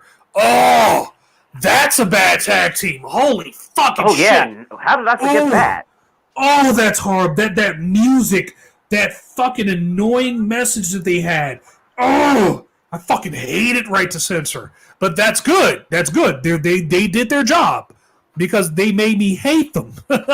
But they also were the team that went against the Rock and Sock Connection, and so that's why I remember them, because they went against one of my more beloved tag teams. I'll be right back, guys. I got to go use the bathroom real quick. Bro, I didn't know Owen Hart was the Blue Blazer. And I fucking love the Blue Blazer. Him and Kung Beware became a tag team at one time, and that was the shit. Yeah, the Blue Blazer, that was that's Owen Hart. The Blue Blazer days is when that's before he passed away, was when he became the Blue Blazer. Yeah. High flying and shit, and he was doing all sorts of shit. That's because Owen Hart was off the hook. He's crazy. I didn't know that, man. They finally unmasked the dude. For the longest time, I did not know he was the Blue Blazer. What the fuck? Oh, you know who is a guilty pleasure of mine, dude, that I love, is fucking Gold Dust. Oh no, not Dusty Rhodes' son. Yeah, I love that dude. Yo, Gold Dust. He listened to way too many motherfucking David Bowie records. Yeah, he came out there he looked just like him. But then wasn't there a Silver Dust or something too? I guess. Yeah, there was another one, It was a silver. Wrong for that shit. It was Gold Dust, and then there was a silver one. Also, she was dope. I used to like that dude, Gold Dust. He used to do a lot of flamboyant, funny stuff, and people would get mad and push him and shit. The funniest shit I ever saw was when the funniest shit I ever saw was when I think, what was it? I think Rey Mysterio or somebody was running through the hallway and got tripped, right? And then, what is his name? He's black. What the fuck is his name? He was from Harlem Heat. What was his name? He got the dreads. Oh shit. Stevie Ray. Yeah. Stevie Ray or whatever came out of the cut. It was like he said something. Oh man, I ruined that whole thing. But I'm sorry. It was Harlem Heat, sucker. Booker T. There you go. Booker T. and Stevie Ray. Yeah, Gold did some shit to somebody and then was chasing him down the hallway. And then Stevie Ray, now somebody tripped the dude. Stevie Ray came out like, and can you dig that, sucker? That shit was funny as shit. And then another time when Rey Mysterio got snatched up out of the fucking interview by Big Show, like by his fucking neck. That shit was crazy. Poor guy. You know who I remember Poor Rey actually Mysterio. as a very like, if you talk about intense wrestlers, there's your Chris Benoit's, there's your man. there's your Loki's, Fuck yeah. but there's one guy who a lot of people overlook for whatever reason, and I don't know why, but it's Kurt fucking Angle, dude, the wrestling machine. And I'm not talking about the Kurt Angle, the rookie Kurt Angle that came in with the hair. No, fuck that. Dude. No, cut the hair. Bald head Kurt Angle with the fucking where he has the mouthpiece in it that says violence. Dude, go look up that match between him and Mark Henry and go look at his mouthpiece. It fucking says violence on it, dude. Kurt Angle was fucking crazy, dude. Yeah. He was talking about bestiality sex. He was fucking insane. He's one of the best technical wrestlers. No, actually, beyond Bret Hart, beyond anybody. I'll give that to Benoit, though. Beyond anyone who calls themselves a technical wrestler, Kurt Angle is the technical wrestler because he's the only gold medalist. I take that back. Yeah. There's another guy who won it, but I don't think he's in the WWE yet. Or wrestling, or for that matter, yet. Yeah, I'm not sure. Kurt Angle used to bring that up all the time. Gold medalist, gold medal with the winning. Broken freaking neck. Yeah, yo. No John Cena, no motherfucking Kurt Angle. No Kurt Angle, no John Cena is what I think. Yeah. Do you like John Cena? John Cena's from out this way. He's from Worcester, Massachusetts. Yeah, he's all right. Actually, despite all the hate that the guy gets, I actually, especially from like, I would say 2005 to 2010-ish, I didn't really mind John Cena. John Cena's okay with me. Like, to me, he had his gimmick. He could, it made a lot of sense. My only thing with John Cena is that when that character started getting a little stale at around 2011-ish, 2012-ish, I would say definitely after his match with Brock Lesnar in 2012, 2013, that's when he should have went heel. He should have did the heel thing. I still think, especially with all this coronavirus, after it's all said and done, I still think there's an opportunity for John Cena to come back, do the heel thing, make a shit ton of... He could basically, and I think they were hinting toward this at WrestleMania 36, but basically, John Cena could bring a whole new version of the NWO because the thing about it is you might not like John Cena. Above all the wrestlers we've talked about tonight, above Mick Foley, Triple H, well, not I wouldn't say Triple H and Randy Orton, but I would definitely say Mick Foley, Stone Cold, The Rock, Shawn Michaels, you name them. John Cena has outlasted them. He has been there consistently. You can say whatever the fuck you want to say about him. He has been there consistently. So if he's taking some time off to go do movies or vacay, he's earned it. Because for the past, 10, 15 years, John Cena has carried whatever wrestling promotion he was on his fucking back. And I like the guy outside the ring. I like him as a person outside the ring than more so inside the ring. And outside the ring, he's a tremendous human being. He's not a dick. He's one of the few guys who honestly does not do drugs like that. He might do the roids, but he definitely doesn't do like cocaine and shit like that. You know what I mean? He's great for kids. He's great for if you need someone to rely on. I understand he might not be the greatest wrestler. He can wrestle, but he's definitely not the greatest wrestler. He's just very, very, really super fucking strong, dude. This is the guy who had Big Show and Edge on his fucking back at WrestleMania 25. No other living human being is going to be able to do that except for a person like John Cena. So I give credit where credit is due, okay? He might have his corny moments. He might have his moments where it's like, okay, now this is the watered down Cena. This is the non-rapper superhero, Super Cena. But it's like, dude, you got to give him his credit. Consistently, he's bled for this company. I've seen the blood flow from his face. I've seen the guy that he put on his back. And I think the two things that anger me about John Cena I think the two things that pissed me off about John Cena is the fact that he didn't go heel, he didn't change up his character more, and he didn't let enough guys get to that position and kind of challenge him a little bit more, kind of take the title away from him, give them kind of a little bit of a shine, and then maybe come back a month or 2 months later and then put the title back on him and, whatever, because I understand that, some of these John Cena fans are kind of insecure and they need shit like that.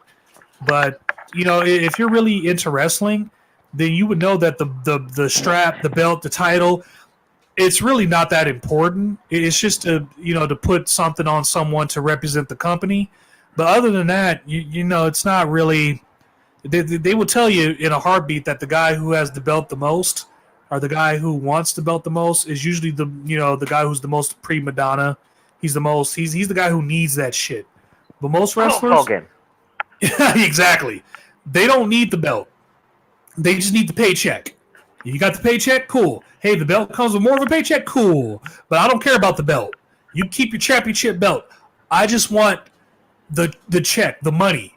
I'm doing this for because they kind of run things like a day labor place. The business was.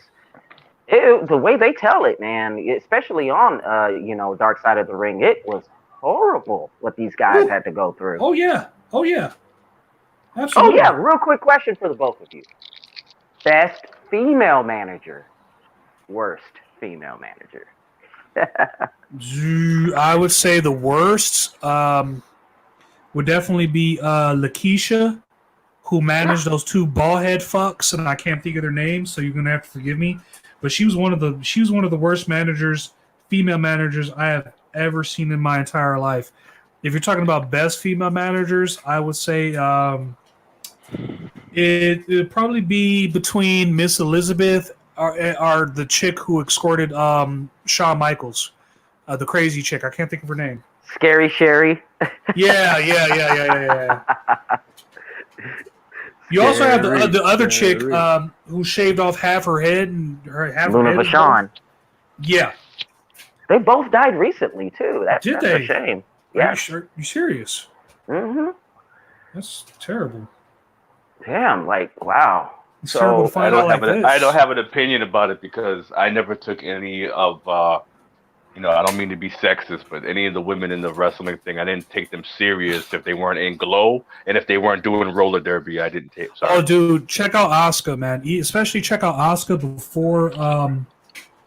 before. And if we are to expand on more female managers, Stacy Keibler's one, and also Trish Stratus, but Trish Stratus eventually became a wrestler, so I don't know if you would count her as a manager. Plus, she wasn't really the best manager. You know what I mean? She got powerbombed by the Dudley Boys, so how good of a manager can you be if you let your tag team get you powerbombed through a table? So, oh well. Damn. Best announcer, go. But I will say that she had one of the best matches with Stephanie McMahon, actually. Best announcers, Jim Ross, hands down. Nobody better. Nobody better. Like worst, Ross, Michael Cole. Gorilla. Michael Cole. Nobody fucking worse than Michael Cole. Hands down. Like this. Dangerously. What?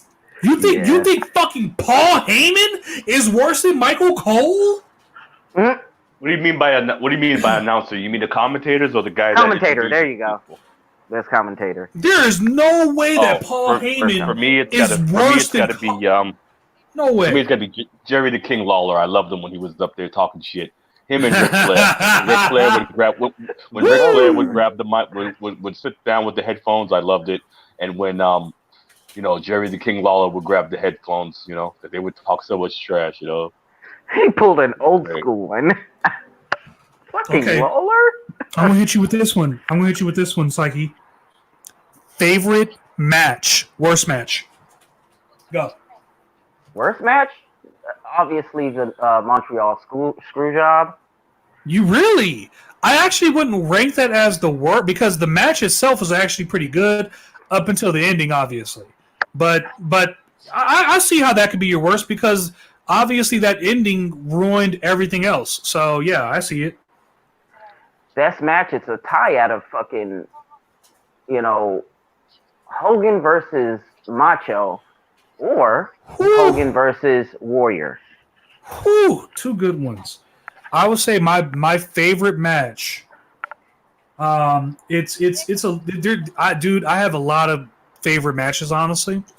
I'm gonna go promotion, okay? WWE, my favorite match of all time, and this is gonna be a surprise to a lot of people because I'm a huge Stone Cold fan. I've always been. Okay.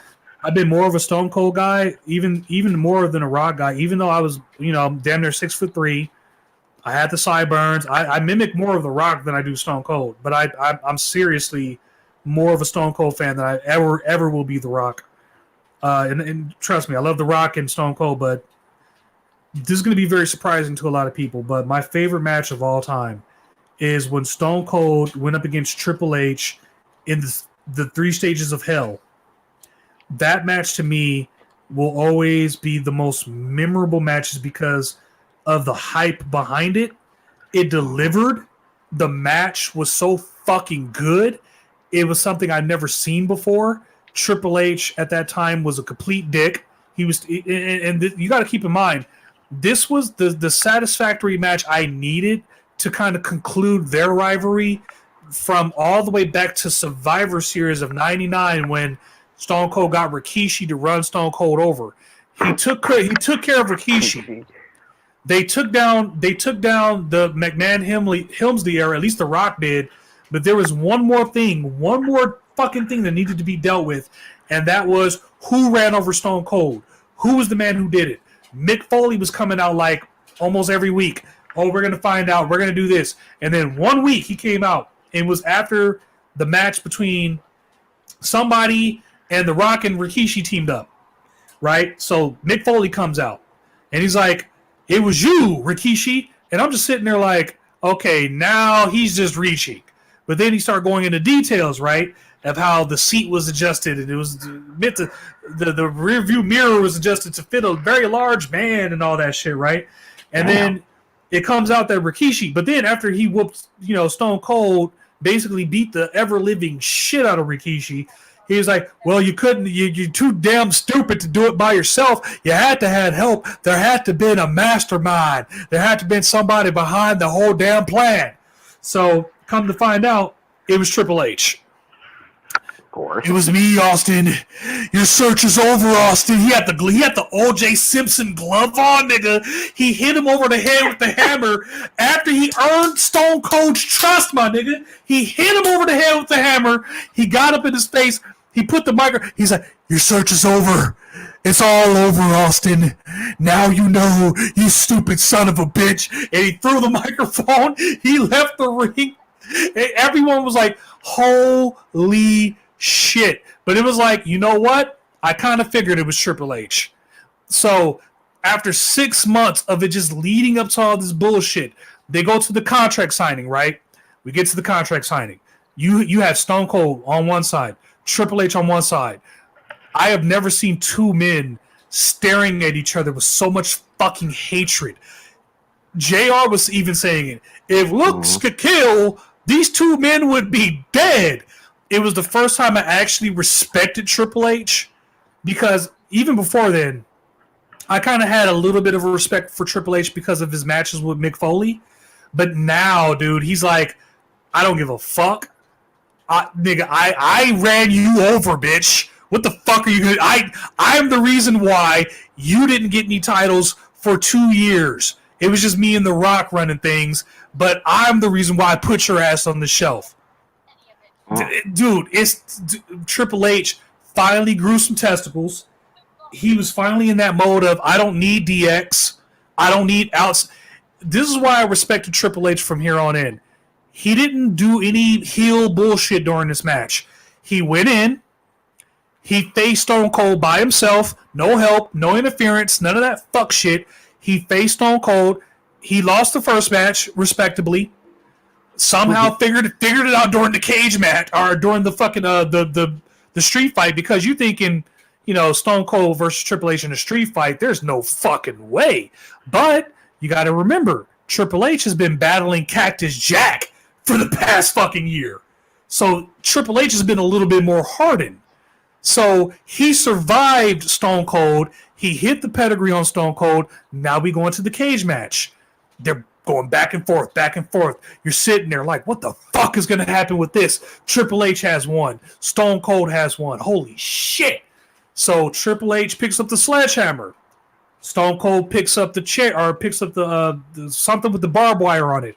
They both hit each other over the head at the same time. Stone Cold falls down first. Triple H falls down on top of him.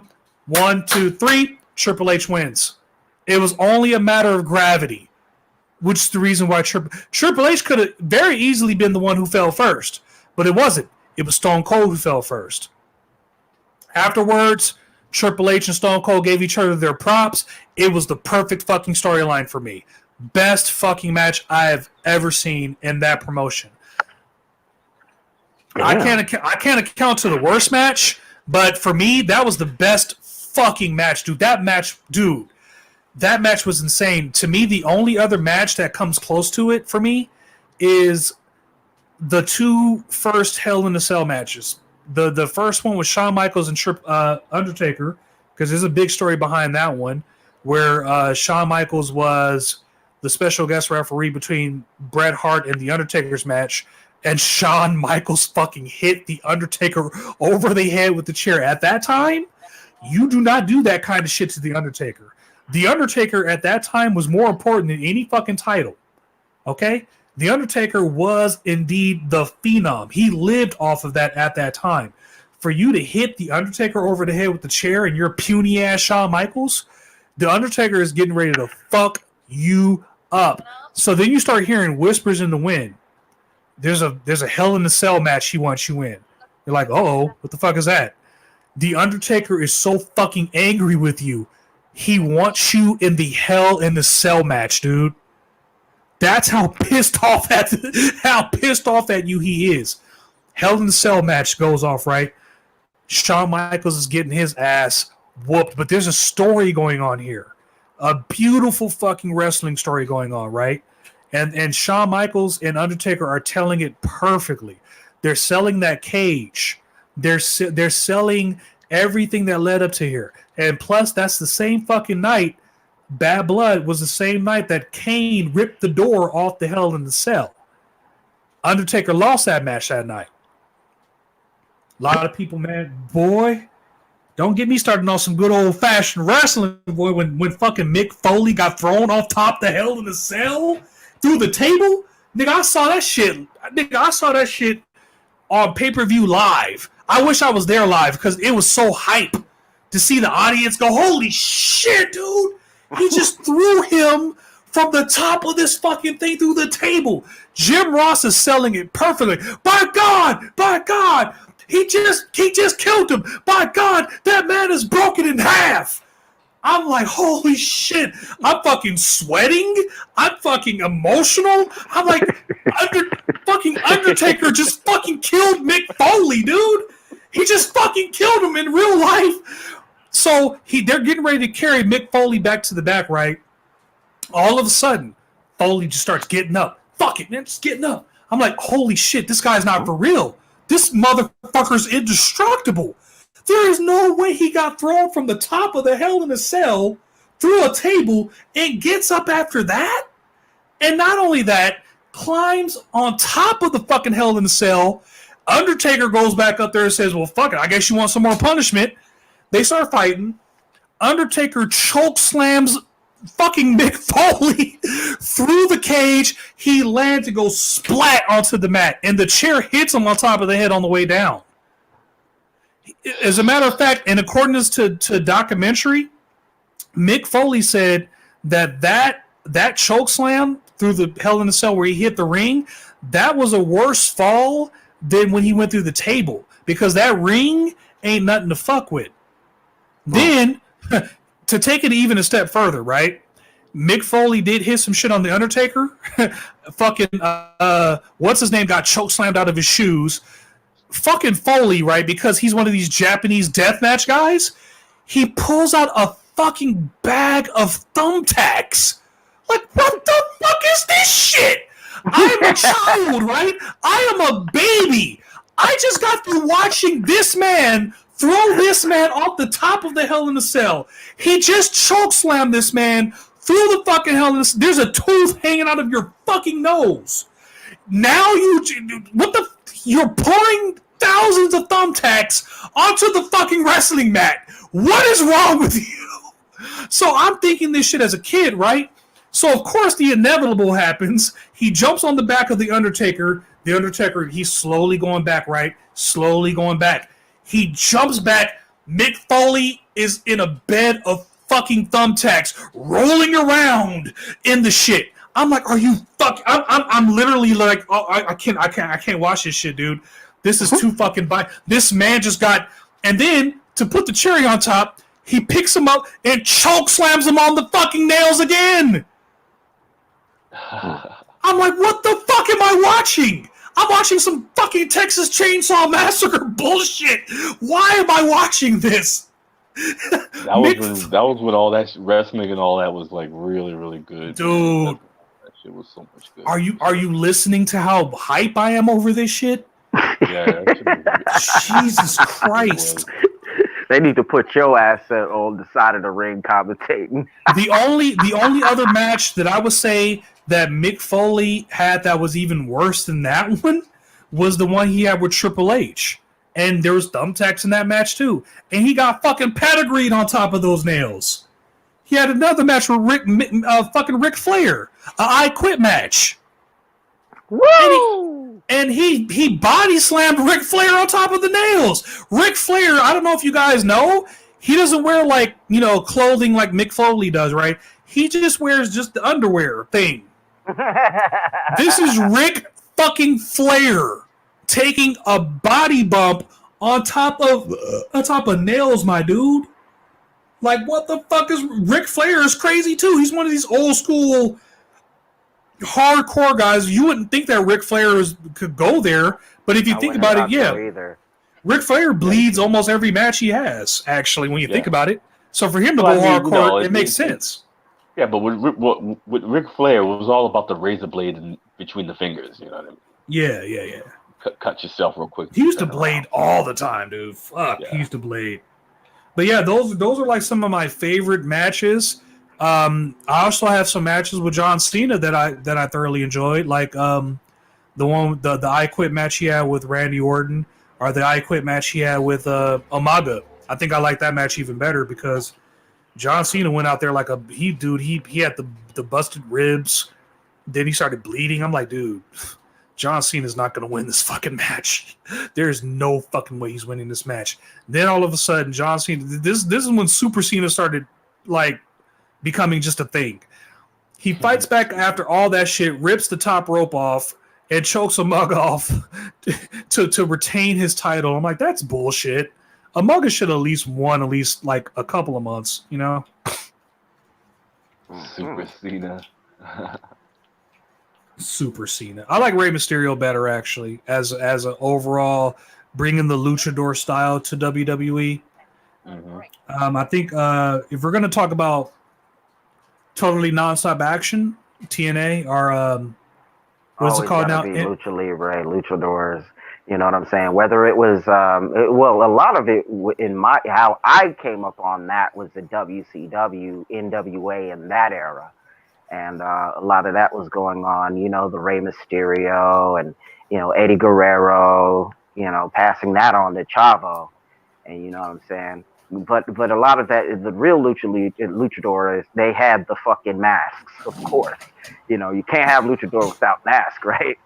Yeah. And he got unmasked in one of those. I think he got unmasked by fucking Eddie Guerrero, if I'm not mistaken.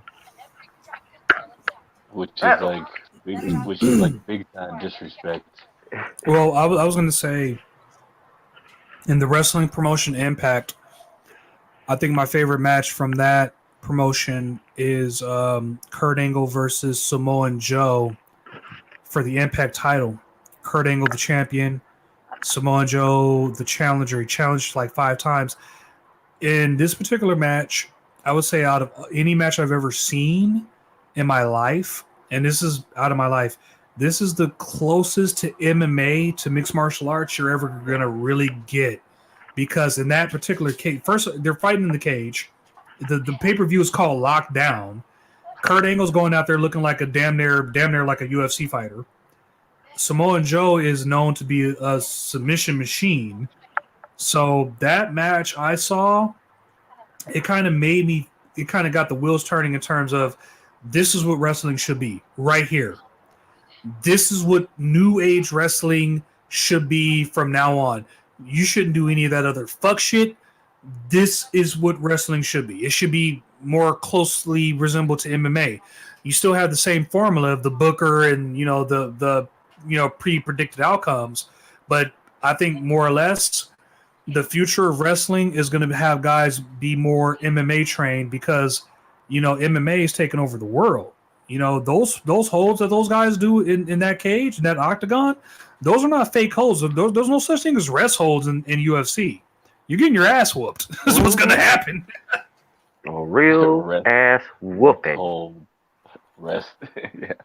Fucking Conor McGregor. Who is he trying to fool these days? Like, gosh, man. Who the fuck knows? When he got in that, that was kind of a, I don't know. They must have been working a fucking angle there. That match he had with Khabib. It was like, what the fuck is going on here? That was too quick. Even during the match, he was like, it's only business. It's not personal. It's just business. You know what I mean? But it is. Khabib was like, I ain't trying to hear that fuck shit. I'm trying to whoop your ass, nigga. Like, this is, I'm trying to beat the shit out of you. Talking shit about my religion, my dad, nigga. Fuck you. I'm about to whoop your ass. I think after the fight, they were like, all right, we're cool. But during the fight, Khabib don't play that shit, nigga. He's like, I'm trying to fuck you up. What the fuck? I'm not trying to hear that. I'm not trying to hear that is business bullshit, nigga. Fuck you. I want that crown, nigga. Give me that belt, nigga. Give me them belts. I want that magically delicious championship reign too, motherfucker. Shit. So I can go back to my Muslim brothers and Allah Akbar, motherfucker. Yeah, speaking of which, Owen Hart just did a Dark Side of the Ring, so I'll catch that after this, most certainly. Hell yeah, man. It's saving Vice's ass. Besides that wokey bullshit they've been doing lately. Yeah, Dark Side of the Ring is that shit, guys. If you haven't watched it, throw that shit on your motherfucking YouTube search after this. Dark Side of the Ring. And if you was a pro wrestling fan, it uncovered a lot about, the old and the new and anywhere in between, or, and shit like that. I mean, one of these guys could have became bigger than Dog the Bounty Hunter had he had his own TV show. And if you really want to check out some good wrestling, check out Okada versus Kenny Omega. Check out Joey Ryan's old silly ass. Check out people like Teddy Hart. You will see some of the craziest fucking shit you've ever seen in your entire life. And I don't like promoting Teddy Hart because technically Teddy Hart's kind of a piece of shit. But in terms of wrestling ability, I don't think I've ever seen anyone quite do as much as Teddy Hart. Now, for those of you who don't know, Teddy Hart is the nephew of Bret Hart. He's actually one of the oldest grandsons of Stu Hart.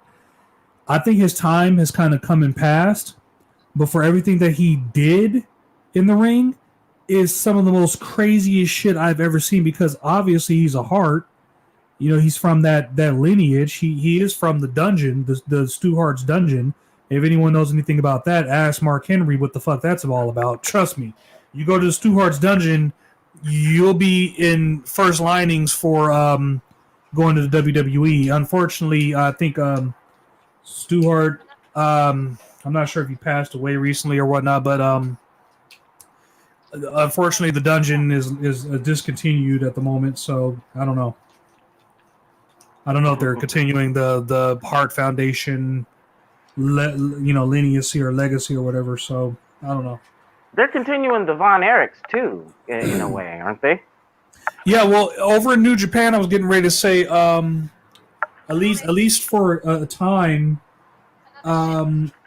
Davey Boy Smith's son, he was a part of the Hart Foundation, and he's one of the last remaining members.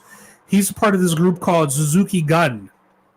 And if you don't know about Suzuki, look at this crazy 5'11" Japanese man, I swear, towers over the Undertaker of how just demeaningly, psychotically, evilly fucking his wrestling. Dude, his wrestling is insane, because I think he was actually a part of a promotion that was legit MMA, and he was the world heavyweight champion of that promotion for a time. And so he just breaks people in half. Like, go watch Minoru, I can't pronounce his first name, but Suzuki Gun. Just remember that shit, dude. He has his own little group, and they go around terrorizing New Japan Wrestling, basically. And if you fuck with one of them, you fuck with all of them, basically. So you got to be very careful with Suzuki Gun. Fucking awesome. Yeah, fellas, you guys want to call it? Yeah, it's up to you guys. Yeah, sure. Yeah, man. Thank you all, man. You know, coming up here in the future is like this. I'm going to go on vacay in the beginning of June. So between now and first week of June, I'm going to hit it hard on the content. But, you know, toward the middle of it, I'm going to slow down a bit. I mean, I've been grinding my ass off, and especially since this motherfucking Roni. They've worked me to fucking near death with this, and a brother needs it. I mean, after getting promoted and all of this shit, and you know, I need to take that time. You know what I'm saying, and get back to what Psychesoap is great for. You know what I'm saying. As for all that, share this video, friends, to Men Meaning Even Red Pill. Like it if you stumbled upon this video and made it this far. We talked about a lot of great topics, whether it be, our daily challenges that we face as MGTOW, as well as pro wrestling. I don't know how that got in there, but that was fun. Subscribe and I think wrestling is just it's a guilty pleasure for a lot of us. It is, right? We all would love to go to a place where you could beat the crap out of, like, come on, be honest. You would love to go to a place where you could beat the crap out of angry MGTOW, but you'll know at the end, he's all right. He's okay. He's gonna live. But I put you through something brutal, son. I made you feel it. I put you through more pain than you've ever been in your entire life. And this Sunday, Angry MGTOW, is going to be me and you in that hell in the cell, and I'm going to torture your ass like I've always wanted to. Get ready, Angry MGTOW. Kiss that little wife of yours goodbye. Pat that little ugly baby on the head. Because this Sunday, you ain't going to have nowhere to run, Angry. You ain't going to have nowhere to hide. It's your ass in the palm of my hand. Get your ass ready. And here we You heard it here first. You heard it here first. That was Tru Sherm, and coming up Sunday at the new SummerSlam event, it's going to be Tru Sherm versus Angry Madman Money MGTOW. You've seen it here first. Get your tickets, folks. Remember, donate to the... I'm gonna need you to say pause after saying the palm of your ass in the palm of my hand. Ass in the palm of my hand. I'm gonna need you to say pause. I'm gonna need you to say pause. Don't worry. Every kid in the world is doing it for me. Like, pause, nigga. Come on now. Well, you guys, I've enjoyed the show, and I love coming. Monday's my day off, Absolutely. so I got the time to come through. Man, it was great to be amongst the three amigos once We again. did it, And fellas. We did it. yeah, we did it. We did it. And this is Mr. Forma reminding you guys, don't be a golden simp, and have a great day. The And three this is Tru amigos.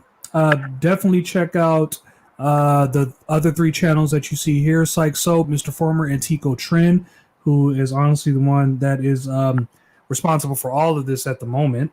I know he will say Vince that. McMahon right now. Yeah, I know he would say Tru Sherm is really you, but I'm the Stone Cold. You're the Vince McMahon of all this shit. I mean, I could, I probably could go to StreamYard and try to do my own thing, but you know what? I like kind of what we have going on here. Also, including talking about the formula that I have going. I'm working on a lot of stuff for BitChute right now, a lot of podcasts. Hopefully, you guys are liking it. So far, I'm seeing very positive things over on BitChute right now at the moment. So if you haven't done so already, head over to the Tru Sherm channel. You can just type in the letters that you see right on your screen, TRU space SHERM, and you will find me, and you will find my channel more than likely, unless there's some clones out there. But who the hell wants to clone me? But the fact of the matter is that you have my my channel. I'm posting MGTOW stuff, video games, music, movie reviews are coming back. So there's a lot of good things coming there. The Tru Sherm podcast, where you will hear my normal voice, not my mini Sherm voice, but my normal voice, and I'm usually talking about red pill MGTOW stuff. It does get rated R. It gets very rated R. It gets very, very controversial over there on that podcast, because I'm talking about a lot of real shit over there. Yeah, So, brother. yeah, stuff I can't get away with over on YouTube. Plus, I'm throwing in music, I'm throwing in twerk videos, I'm throwing in Alex Jones, shit that I can only get away with over on BitChute. So if you go to my YouTube, please take the time to head over to my BitChute. And again, go to the channels that you see here. Give these guys a subscribe, man. These guys are excellent channels. These guys have excellent messages, and it would be a shame if you passed up on the opportunity to learn a bit, something new, or maybe something that can improve in your life. So definitely check out Tico Trend, Psychesoap, Mr. Former, and of course, yours truly, Tru Sherm. And thank you guys for joining me. We will be back next week, or at least I will be back next week, and hopefully rock it again. We're all one big brother, all belong to one father. You tread on one and you hurt another. And this right here that we have is brotherhood, fellas. Peace. There you go. Peace out. Peace out.